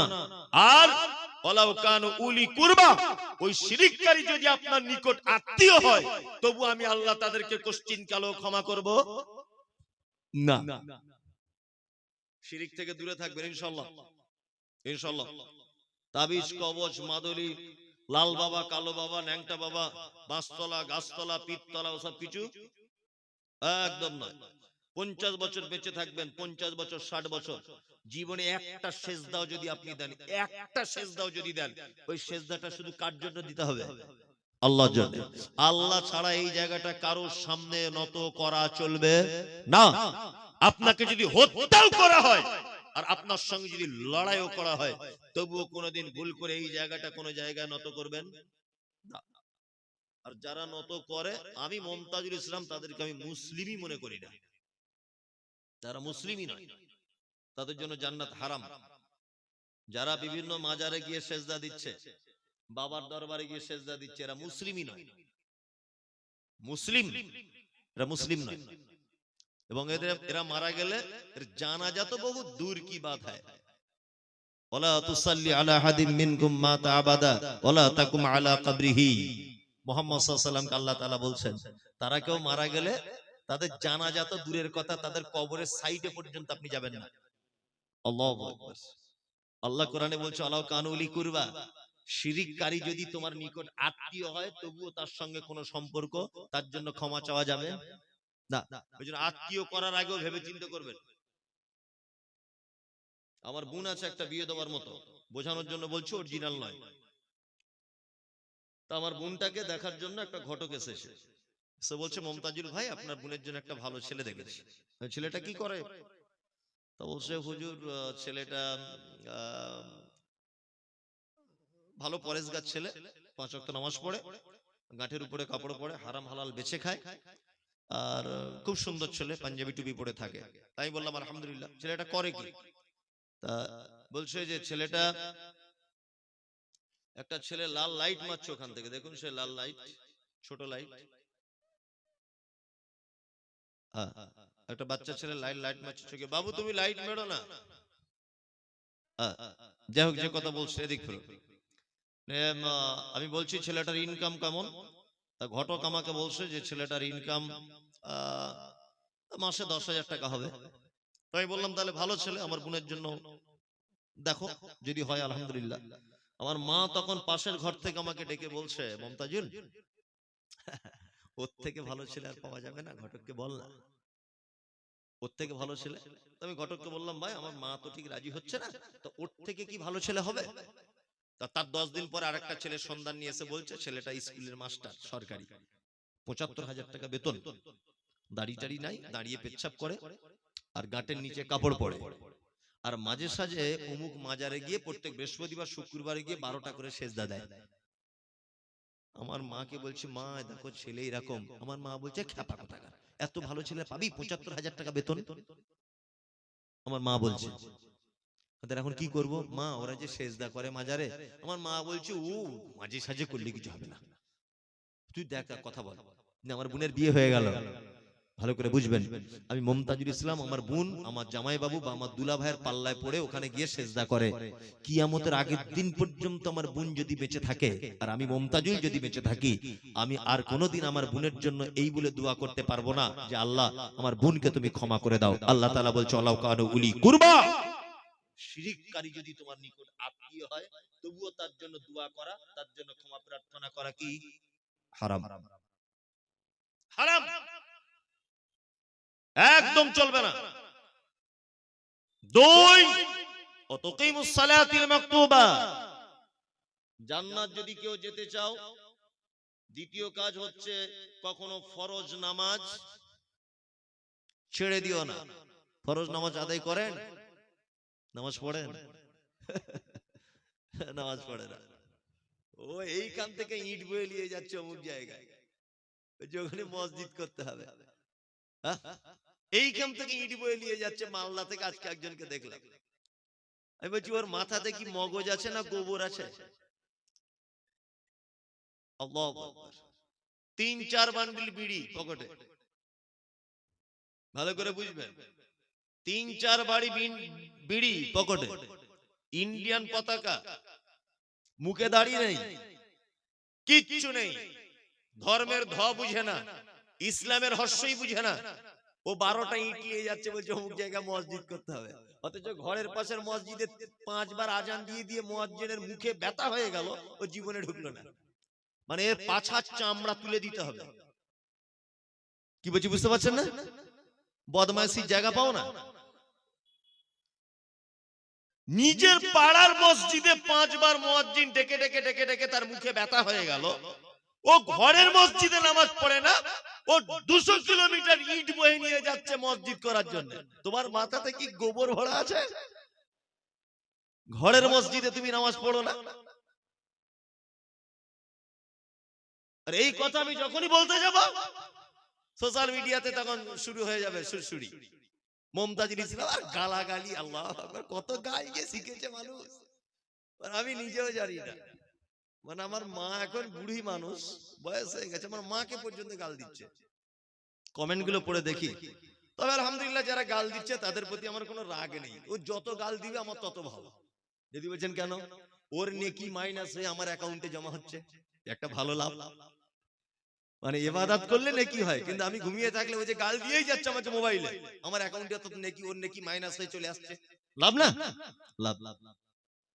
আসলে আবেগে গা ভাসিয়ে দিলে চলবে না, কিছু বুঝতে হবে, মাথায় কিছু মগজ টগজ থাকতে হবে, মাথায় কিছু মগজ থাকতে হবে। আপনাদের এই যে মসজিদটা, যে মসজিদে আমি উঠেছিলাম, এর বারান্দাটা দেখলাম টিনের সেট করা, নাকি টিনের সেট। আর এই গ্রামের একটা লোক, ধনী লোক, এখান থেকে এক লরি ইট নিয়ে যাচ্ছে অমুক জায়গায় মসজিদ করার জন্য। মানে ওর গাছে বেঁধে এত মাছ চালাতে হবে ওকে, নিজের মসজিদ টিনের সেট, আর ও এইখান থেকে ইট নিয়ে যাচ্ছে বিদেশে মসজিদ করবে। মানে এত বড় ধর্ম পাগল লোক, বোকা কোথাকারে। চার আনা কি বেশি নেই, নিজের মসজিদের ছাদে পানি পড়ছে, ও এখান থেকে ইট বয়ে নিয়ে যাচ্ছে। বদমাইশি জায়গা পাও না, এই কথা বলতে যাও বলবে মসজিদের বিরুদ্ধে বলে, মাদ্রাসার বিরুদ্ধে বলে। আরে আমি যা বলি ঠিকই বলি। আর একটা কথা বলি, মোবাইলে কোনো কথা শুনে কাউকে গাল দিতে যাবেন না। মোবাইলে এখন 85% কথা মিথ্যা। মোবাইলে আমি দেখছি হাসিনার কোলে বাচ্চা, নরেন্দ্র মোদী পাশে শুয়ে আছে, মোবাইলে দেখতে পাওয়া যায় না? তো এটা কি সত্যি? এটা কি সত্যি বলুন? সত্যি না তো? আমি কোন এক জায়গায় বক্তব্য রেখেছি, কোন এক জায়গায়, যে মৃত্যু মানুষকে ঘিরে চারিদিকে বসে কোরআন তেলাওয়াত করা বেদাত। এই মৃত্যু মানুষকে ঘিরে চারিদিকে এইটাকে বাদ দিয়ে শুধু একটুখানি কেটে দিয়েছে, কোরআন পড়া বেদাত নিয়ে গাল শুরু হয়ে গেল। আল্লাহ কত বড় বদমাইশ। মমতাজুল বলছে কোরআন পড়া বেদাত, তার আগে যে কি বলেছি, পরে যে কি বলেছি, এটা লেস তুলে দেখ। ওসব দেখার দরকার নেই। আর এগুলো করছে কারা? তাদের টুপির সাইজ দেখলে বুঝতে পারবেন তারা কোন চিজ। 4 তলা 5 তলা করে টুপি, বড় বড়, বুঝলেন না?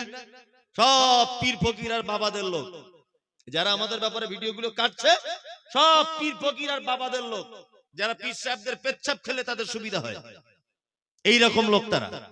আলহামদুলিল্লাহ আমাদের সহি আকীদার যারা সঠিক হাদিস এবং কোরআন মেনে চলে, তারা এই কাজ কেউ করে না। কাটিং গুলো যা করছে দেখবেন সব ওরা নাম খারাপ করার জন্য। কিন্তু আমার তো নাম খারাপ করার কে? আল্লাহ যদি কাউকে ইজ্জত দেয়, তুমি আমার ইজ্জত কেড়ে নিতে পারবে? কখনোই পারবে না।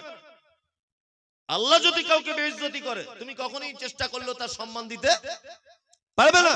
এটা আল্লাহর পক্ষ থেকে। সালাত আদায় করুন। সালাত ছাড়া, নামাজ ছাড়া জান্নাতে যাওয়া যাবে কি? না, একদম যাবে না। মা সালাকাকুম ফি সাকার ক্বালু লাম নাকু মিনাল মুসাল্লিন। একজন জাহান্নামীকে জিজ্ঞাসা করা হবে, তুমি কেন জাহান্নামে এসেছো বলো। ও তখন বলবে ক্বালু লাম নাকু মিনাল মুসাল্লিন, আল্লাহ সব ভালো কাজ ছিল, সব ঠিকঠাক ছিল, শুধু নামাজ পড়িনি, মুসাল্লি ছিলাম না। তার মানে একজন মুসাল্লি না হওয়ার কারণে লোকটা থাকার জায়গা কোথায়? জাহান্নাম। কিছু মুসলমান নিয়ত করেই নিয়েছে জাহান্নামে যাব, তবুও ভালো নামাজ পড়বো না। তার মানে আমরা প্রত্যেক ইবাদত একটা সিজনে পরিণত করেছি। সিজন সিজন হচ্ছে না। এমনি দিনে কেউ কোরআন তেলাওয়াত করে না বাড়িতে, আপনার বউও করে না। কিন্তু রমজান মাস এলে ভাই এত পরেশগারের বেটি ঘুমটা খোলে না, কোরআন পড়ছে। সিজন। নামাজ 5 ওয়াক্ত ফরজ, মসজিদে যাওয়া উচিত ছিল, সেটাকে কি করেছে? অনুষ্ঠান করেছে জুম্মার দিনে। এমন পাঞ্জাবি পরে ঢুকছে মসজিদে, মনে হচ্ছে আব্দুল কাদের জেলানির ভাই, বড় পাঞ্জাবি, আর সেই রকম দামি আতর মেখে ঢুকছে। সারা সপ্তাহে কি কোনো দেখা নাই। অনুষ্ঠান, সব কিছু অনুষ্ঠানে পরিণত করে দিয়েছে। সুবহানাল্লাহ। নামাজ পড়ুন ভাই, মসজিদ আসুন, মসজিদ আসুন। আল্লাহ যে আপনাকে কত ভালোবাসে, আল্লাহু আকবার।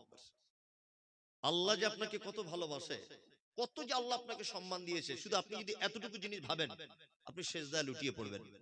আচ্ছা বলুন তো, মানুষকে কি দিয়ে তৈরি করা হয়েছে? মাটি দিয়ে। মানুষ আবার ফেরত যাবে কোথায়? মাটিতে। পেট্রোল কোথায় থাকে?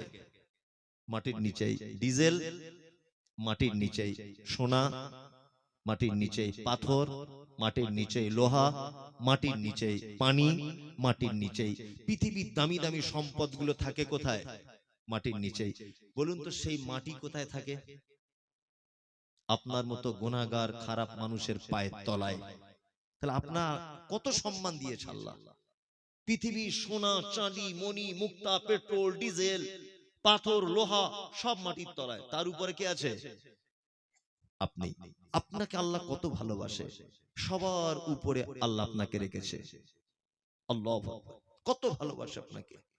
পৃথিবীতে আপনার টাকা কম, আপনি অসুস্থ হন, আপনার ছেলের আপনার কেউ কথা শুনবে না, আপনার স্ত্রী কথা শুনবে না, আপনার বেটি কথা শুনবে না, পাশের বাড়ির কাউকে ডাকলে আসবে না। টাকা যদি কমে যায়, আপনি যদি একবার বিছানায় পড়ে যান, এলাকার এমএলএ কে ডাকুন, কথা শুনবে না, নেতা মন্ত্রীদেরকে ডাকুন, কথা শুনবে না, কেউ আপনার কথা শুনবে না। কারণ আপনি অসুস্থ, আপনি ধনী লোক নয়, টাকা পয়সা নেই, কিন্তু আপনি মালদার হসপিটালে শুয়ে আছেন, নোংরা বেডে ছেঁড়া কাপড় পরে পেচ্ছাপ পায়খানা করে দিয়েছেন, পরনে ভালো কাপড় নেই, পেটে ক্ষুধা। এইরকম ভাবেও যদি রাত দুটো একটা তিনটের সময় যদি আল্লাহকে একবার ডাকেন, আল্লাহ আমি বড় অসহায়, হসপিটালে শুয়ে আছি, পৃথিবীর কেউ আমাকে দেখতে পাচ্ছে না, বাড়ির আত্মীয় স্বজন আজকে দূরে চলে যাচ্ছে, আল্লাহ তুমি একটু আমার দিকে ফেরো। ওয়াইজা সালাক ইবাদি আন্নি ফাইন্নি করিব। আল্লাহ মুহাম্মদ সাল্লাল্লাহু আলাইহি ওয়াসাল্লামকে বলছে, তারা কি জানতে চাইছে, তারা কি আমাকে ডাকতে চাইছে, তাদেরকে বলো আমি তাদের একেবারে নিকটে থাকি। হসপিটালের বেডে থাকো, পানির ভিতরে থাকো, পাথরের স্তূপের ভিতরে ঢাকা পড়ে যাও, বিল্ডিং এর স্তূপের ভিতরে ঢাকা পড়ে যাও, আমার আল্লাহকে আপনি যে অবস্থায় ডাকবেন, আল্লাহ আপনার একেবারেই কাছে থাকে। একটু মসজিদ আসার চেষ্টা করুন ভাই, ইনশাআল্লাহ আসবো, ইনশাআল্লাহ আসবো, ইনশাআল্লাহ আসবো।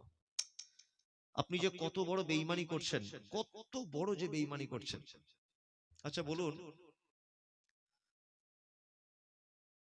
আপনাকে আমি একটা কাজের জন্য রাখলাম আমার বাড়িতে, একটা কাজের জন্য আপনার বেতন 20,000, তা আপনি সেই কাজটা করছেন না ঠিকঠাক, তা আমার বেতনটা যদি আপনি নেন, তাহলে বেতনটা আপনার জন্য খাওয়া জায়েজ হবে না না জায়েজ হবে বলুন? কাজ না করে যদি কেউ বেতন নেয়, তাহলে এটা জায়েজ হবে না না জায়েজ? না জায়েজ। তা আল্লাহ আপনাকে তো একটা কাজের জন্য পৃথিবীতে সৃষ্টি করেছে, কি? ইবাদত। তাহলে ইবাদত আপনি করছেন না, সূর্যের তাপ আপনি নিচ্ছেন, চাঁদের আলো গ্রহণ করছেন, তার আকাশের পানি গ্রহণ করছেন, তার অক্সিজেন গ্রহণ করছেন, তার চোখের পাওয়ার ব্যবহার করছেন, তাহলে এটা কি আপনার জন্য জায়েজ হচ্ছে? ঠিক হচ্ছে আপনার জন্য না বেঈমানি হচ্ছে? আপনি বলুন, বেঈমানি হচ্ছে না? সে আপনাকে যে ডিউটির জন্য পাঠিয়েছে আপনি তার ডিউটি করছেন না, তাহলে এটা বেঈমানি করা হচ্ছে কি হচ্ছে না বলুন আপনি নিজে? বেঈমানি হচ্ছে। মসজিদ আসুন, সালাতুল মাকতুবা ফরজ নামাজ কখনো ছেড়ে দিবেন না। তবে আমাদের বর্তমান নামাজি আছে পৃথিবীতে, আমাদের নামাজিদের আবার অনেক কোয়ালিটি আছে। কোয়ালিটি আছে না? সাংঘাতিক কোয়ালিটি। কিছু নামাজি আছে শুধু 2 ঈদে যায়, আবার গিয়ে ঝামেলাও বানায়। আপনাদের এখানে অবশ্য এরকম নামাজি নেই। আর কিছু নামাজি আছে ওই আপনার শুধু জুম্মার দিনে জেনে যায়। আর ইমাম সাহেব যদি 5 মিনিট খুতবা এদিক ওদিক করে, দেরি টেরি করে, তো ও এমন গরম দেখায় মনে হচ্ছে প্লেনের পাইলট, এখনই দুবাই যাবে, 300 জন যাত্রীর ভিতরে বসে আছে, প্লেন চালাবে। অথচ দেখুন মসজিদ থেকে বার হয়ে ফটিকের চায়ের দোকানে বসে চা টানছে আর বলছে অমুকের বউ কোথায় যায় বলতো প্রতিদিন, আর অমুকের বেটিটা কোথায় যায় বলতো প্রতিদিন, অমুকের বইয়ের কথা অমুকের বেটির কথা। অথচ মসজিদে তার মন টিকলো না। কিছু লোক শুধু জুম্মাতে যায়। আর একটা নামাজি আছে জোহরে যায়, আসরে যায় না, মাগরিবে যায়, এশায় যায়, ফজরে ঘুম ভাঙে না, এরকম একটা নামাজি আছে। আর একটা নামাজি আছে তারা নামাজ 5 ওয়াক্তই পড়ে, কিন্তু কিছু জানে না, ওই এমনিতেই চালায়। এরকম নামাজি আছে না নেই? চাচা, ও চাচা, বায়েদ বাহিনীটা বলো তো বাপ। তো বলছে জানি না উনি সাহেব। আচ্ছা আচ্ছা, আত্তাহিয়াতুটা বলো, হয়েছে ওটাতে জিভ ঘোরে না। আচ্ছা আচ্ছা আচ্ছা। সূরা ফাতিহাটা জানো? বলছে কেন ফালতু লজ্জা দিচ্ছ আমাকে বাপ, আমি দুয়া টুয়া কিছু জানি না, তবে 30 বছর পড়ছি। 30 বছর, তাহলে ও তো দুয়া জানে না, স্বীকার করলো। স্বীকার করলো কি করলো না? করলো। আল্লাহু আকবার, সব জায়গায় রুকুতে গিয়ে, সেজদায় গিয়ে। চাচা তুমি যে বললে দুয়া জানি না, তা কি বলছিলে তখন ঠললে, মানে ওইখানেও চিটারি। তুমি যে স্বীকার করলে দুয়া জানি না, যে দুয়া জানে না সে তো চুপ থাকবে, তা ঠোঁট লেড়ে কি বলে, কি বলে বলুন? শুনুন একটা কথা বলি, আমি একটা ভালো রাঁধুনি, খুব ভালো। আমি বিরিয়ানি রান্না করতে পারি, ফ্রাইড রাইস করতে পারি, চিকেন পোলাও পারি, চিকেন কষা, মটন কষা সবকিছু পারি। এলাকায় আমার বিখ্যাত রান্নার নাম। আপনার বেটির বিয়েতে রান্না করতে গেছি, তা আপনি আমাকে বলছেন মৌলভী সাহেব আপনার তো খুব নাম রান্নার, তা আদা রসুন আর সরষের তেল আর পেঁয়াজ ছাড়া একটু ভালো রান্না করে দেন। আচ্ছা বলুন তো, জীবনে রান্না ভালো হবে? হ্যাঁ, তার মানে একটা রান্না ভালো হতে গেলে রান্নার মশলাগুলো ভালো চাই, তবেই তো রাঁধুনির নাম হবে। হ্যাঁ, তো তুমি যে নামাজ পড়ছো সারা জীবন, তোমার নামাজি নাম হয়েছে, কিন্তু তোমার নামাজে মশলা নাই। তো মশলা না দিলে কোনোদিন হয়? আমি অবাক হই। এই যে যার সাথে মেলা বসেছে, মেলা বসা হারাম না জায়েজ না না জায়েজ, ফতোয়া আমি দিচ্ছি না, ফতোয়া দেওয়ার মতো আমার যোগ্যতা নেই। তাই পরামর্শ দিতে পারি যে এইগুলো থেকে আমাদেরকে একটু বেঁচে চলাই ভালো, চেষ্টা করা ভালো, কিভাবে এগুলো আস্তে আস্তে করে তুলে দেওয়া যায়, এইগুলো চেষ্টা করবেন, এটা পরামর্শ, ফতোয়া আমি দিচ্ছি না। এই যে মেলাতে দোকান বসেছে, আপনি একটা জিলাপিওয়ালাকে জিজ্ঞেস করুন, মিনিমাম 50,000 টাকা জিলাপি বিক্রি হয়েছে তার।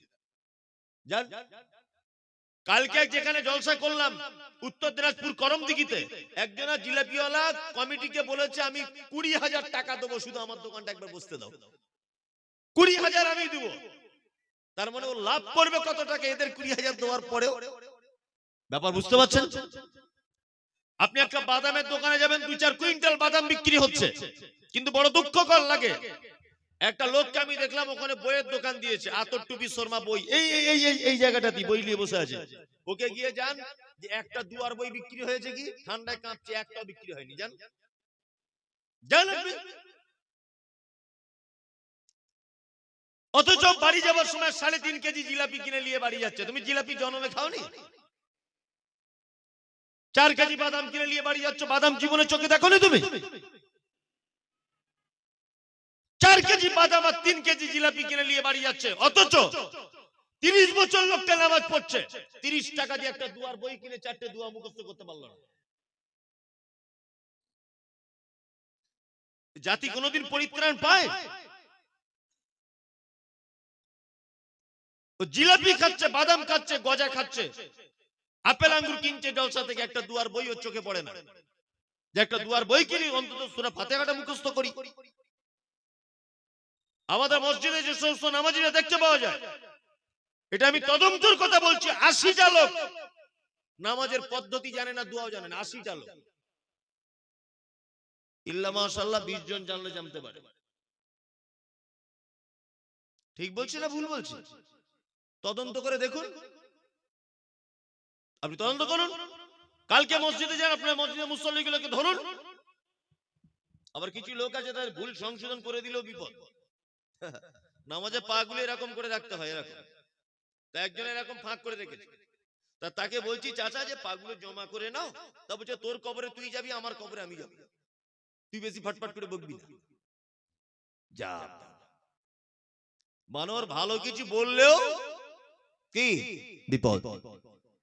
অততি যাকাতিল মাফরুজা, মুহাম্মদ সাল্লাল্লাহু আলাইহি ওয়াসাল্লাম বলেন, তুমি যদি জান্নাতে যেতে চাও তাহলে তুমি তোমার সম্পদের যাকাত দিয়ে দাও। ওয়াতাহুজ্জাল বাইত, আর মক্কায় যাওয়া আসার মধ্যে কিছু টাকা যদি তোমার কাছে থাকে তাহলে তুমি একবার হজ করে নাও। ওই যে আল্লাহ নবী সাল্লাল্লাহু আলাইহি ওয়াসাল্লামের কাছে একটা ছেলে এসেছিল যে আমি জান্নাতে যাব, আমাকে কিছু আমল বলে দেন। আল্লাহ নবী সাল্লাল্লাহু আলাইহি ওয়াসাল্লাম কটা কথা বললেন? 5টা। তা'বুদুল্লাহ, আল্লাহ সুবহানাহু ওয়া তাআলা গোলামি করো। 2, ওয়ালা তুশরিক বিহি শাইয়্যা, কখনো শিরিক করে দিও না। অতকিমুস সালাতিল মাকতুবা, ফরজ নামাজ ছেড়ে দিও না। অতুতিজ যাকাতিল মাফরুজা, যাকাত নিসাবের মধ্যে চলে এলে দিয়ে দিও। ওতাউজ্জাল বাইত, আর কাবা থেকে ঘুরে যাওয়া আসার মতো টাকা যদি তোমার কাছে থাকে তাহলে তুমি কি করো, একবার হজ করে নাও। এটা কি কোন উন্নতি কল্পে জলসা নাকি, না এমনি? আমি তো জানি না, বুঝতে পারছি না। মসজিদের উন্নতি কল্প, ও তাহলে কিছু বলি নাকি? হ্যাঁ, আচ্ছা আচ্ছা, ওই ব্যাপারে কিছু বলতে হবে। আসলে শীতকালের রাত তো, এখন আর কোথাও 11:30 11টার বেশি জলসা হচ্ছে না কোথাও, মানে কুয়াশা পড়ে যাচ্ছে, মানুষজন ফিরবে, শীতকাল, রাতের ব্যাপার। এখন তো মসজিদে দান করার ব্যাপারে প্রতিযোগিতা চলছে সব জায়গায়। আরে কি যে পেয়েছে মানুষ, আমি কিছু বুঝতে পারছি না। তারপরে মসজিদের ব্যাপারে এখন মানুষের বিশাল দরদ, আলহামদুলিল্লাহ, এটা ভালো জিনিস। তবে আপনাদেরকে একটা ছোট্ট কথা বলে আমি মসজিদের জন্য কিছু কথা বলছি। আচ্ছা, একটু আমার দিকে ফিরুন, মোবাইল টোবাইল অত বেশি ক্যামেরা করতে হবে না। আচ্ছা, আপনি যে বাড়িতে বসবাস করেন বর্তমানে, আচ্ছা এই বাড়িটা আগে কার ছিল? এই জমিটা, যে জমিতে আপনি বাড়ি করেছেন, এই জমিটা আগে কার ছিল? আপনার বাবার, তার আগে আপনার দাদুর। এখন ধরে নেন এই জমিটা আপনার নামে হয়ে গেছে, আপনার বাবা মারা গেছে। এখন ধরে নেন আপনার দাদু কবর থেকে উঠে এসেছে, ধরে নেন কবর থেকে উঠে এসে বলছে, "এই আব্দুল্লাহ, ঘর থেকে নাম।" বলছে, "কেন? তুই কে?" যে তুই কে মানে, জমি আমার ছিল খেপা, নাম তুই ঘর থেকে। আচ্ছা, এই যদি কবর থেকে এসে এখন আপনাকে হঠাৎ করে বলে ঘর থেকে নাম, এই জায়গাটা আমার ছিল, তোর পাছার চামড়া থাকবে? থাকবে? থাকবে না। কারণ ও প্রমাণই করতে পারবে না এই জমিটা ওর ছিল। প্রমাণ করতে পারবে? পারবে না। এবার আপনাদেরকে একটা কথা বলি, আপনার বাপও যদি কবর থেকে উঠে এসে বলে এই জমিগুলো সব আমার ছিল, জীবনে প্রমাণ করতে পারবে? পারবে না তো, কারণ নাম পরিবর্তন হয়ে গেছে, তাই না? আচ্ছা, আপনাদের যে মসজিদটা দান করেছে জমিটা, উনি আমাকে খাওয়াচ্ছিলেন, যাই হোক, ওনার নাম আমি জানি না। এই জমিটা কি দান করেছে কেউ, না কে, না কি দান করেছে? দান করেছে। আচ্ছা, যে লোক দান করেছে ধরে নেন তার নাম আব্দুল্লাহ, তার একটা দানপত্র দলিল হয় জমির, হয় না? হয়। এই আব্দুল্লাহ এখন ধরে নেন 200 বছর পরে আবার এই গ্রামে এসছে মরার পর। আচ্ছা, আব্দুল্লাহ এসে প্রমাণ করতে পারবে যে মসজিদের জায়গাটা আমার ছিল? প্রমাণ করতে পারবে? পারবে খেপা, পারবে। দলিলে নাম আছে, কিয়ামতের আগের দিন পর্যন্ত দলিলে এটা লেখা থাকবে, দানপত্র দলিলে এই জায়গা দান করেছে আব্দুল্লাহ, এই জায়গার নামের আর পরিবর্তন হবে? হবে না। পৃথিবীতে এক জায়গায় খরচা করলে কিয়ামতের আগের দিন পর্যন্ত প্রমাণ করা যাবে যে এই জায়গাতে আমার টাকা আছে। সেটা কোন জায়গা? মসজিদে, তাই না? মসজিদে প্রমাণ করা যাবে। মসজিদটা যা দেখলাম, তাতে করে মসজিদে কিছু কাজ, সংস্কারের কাজ করা অবশ্যই দরকার। টিনের সেট, ইমাম সাহেবের ঘরটা দেখলাম, তবে যদি জুম্মা মসজিদ না অক্তিয়া মসজিদ এটা আমার জানা নেই। জুমা, জুমা মানে তো তাহলে সেই হিসেবে ছোট মসজিদটা একটু বড় হলে ভালো হয়, একটু প্রশস্ত হলে ভালো হয়, নয় দুতলা করতে হবে, নয় সাইডে বাড়াতে হবে, যে কোনো একটা কিছু করতে হবে। যাই হোক, ওটা গ্রাম্য মানুষ আলোচনা করবেন। তা ওই উদ্দেশ্যে মূলত জলসা নাকি, ওই উদ্দেশ্য করেই জলসা। আপনাদের কাছে বিনীত অনুরোধ যে আপনারা মসজিদের জন্য আল্লাহর রাস্তে আপনাদের মূল্যবান সম্পদ আপনারা কিছু ব্যয় করবেন। যদিও আমি আদায় করার ব্যাপারে খুব যে স্মার্ট তা নয়, তারপরেও মানে একটা মানবতা কাজ করে ভিতরে মসজিদের জলসা। আর আপনাদেরকে ছোট্ট একটা কথা বলে রাখছি, সেটা হচ্ছে এই যে আজকে রাতে আপনি মসজিদে টাকা দিবেন না এটা নয়, সব থেকে বড় কথা যে আজকে রাতে আল্লাহ আপনার টাকা পছন্দ করছে কিনা, এটাই সব থেকে বড় কথা। যার টাকা আল্লাহ পছন্দ করবে সে দান করতে পারবে। টাকা কোটি টাকা আপনার থাকতে পারে, কিন্তু আল্লাহ পছন্দ করার ব্যাপার আছে। ও, একজন ভাই এসছেন, কত? 10,000। 12,000 কি করেন আপনি? ঠিকাদার। 12,000 তাই তো? না, আমি এতগুলো টাকা গোনা আমি এতগুলো টাকা কি করে গুনবো? আমি তো গুনতে পারি না এমনি। আচ্ছা 12,000। আপনি আপনি আর 3,000 টাকা দিয়ে দেন, 15,000 দিয়ে দেন। দান দিয়ে আল্লাহ আপনাকে মালে বরকত দিবে। হ্যাঁ? আচ্ছা ঠিক আছে। জাযাকাল্লাহু খাইরান হাসানুল জাযা। আল্লাহুম্মা সাল্লি আলাইহি আল্লাহুম্মা বারিক আলাইহি। আপনারা কেউ আছেন ভাই? যে ঠিকাদারি করেন বা বড় ব্যবসা কোনো করেন বা ভালো একটা কোনো কাজের সঙ্গে যুক্ত আছেন, ভালো ইনকাম করেন, তা আল্লাহর রাস্তাতে দেন। আপনি কত দামি বাড়ি করেছেন এটা বড় বিষয় নয়। আপনার টাকা ইসলামের জন্য কত ব্যয় হয়েছে, আপনার টাকা ইসলামের জন্য কতটা কবুল হয়েছে, এটাই সবথেকে বড় কথা। আর কেউ আছেন এখানে যে আপনারা আল্লাহর রাস্তায় কিছু দিবেন? ভাই আছেন? আল্লাহু আকবার। মানে আব্দুল শকুর ভাইকে সব দিয়ে দিয়েছেন নাকি? এখনই যে দিতে হবে তেমন কোনো কথা নয়। আপনারা ইচ্ছা করলে পরে দিতে পারবেন, নাকি পরে তোমার অপশন আছে? পরে তোমার অপশন আছে, আপনারা পরেও দিতে পারবেন। আপনারা দেন, কিছু কিছু দেন, সকলেই দেন। আরে অন্তত আপনি আপনার পক্ষ থেকে 2-4 হাজার টাকা বলুন বা 1,000 টাকা বলুন যে আমার পক্ষ থেকে আমি 1-2 হাজার টাকা দিব।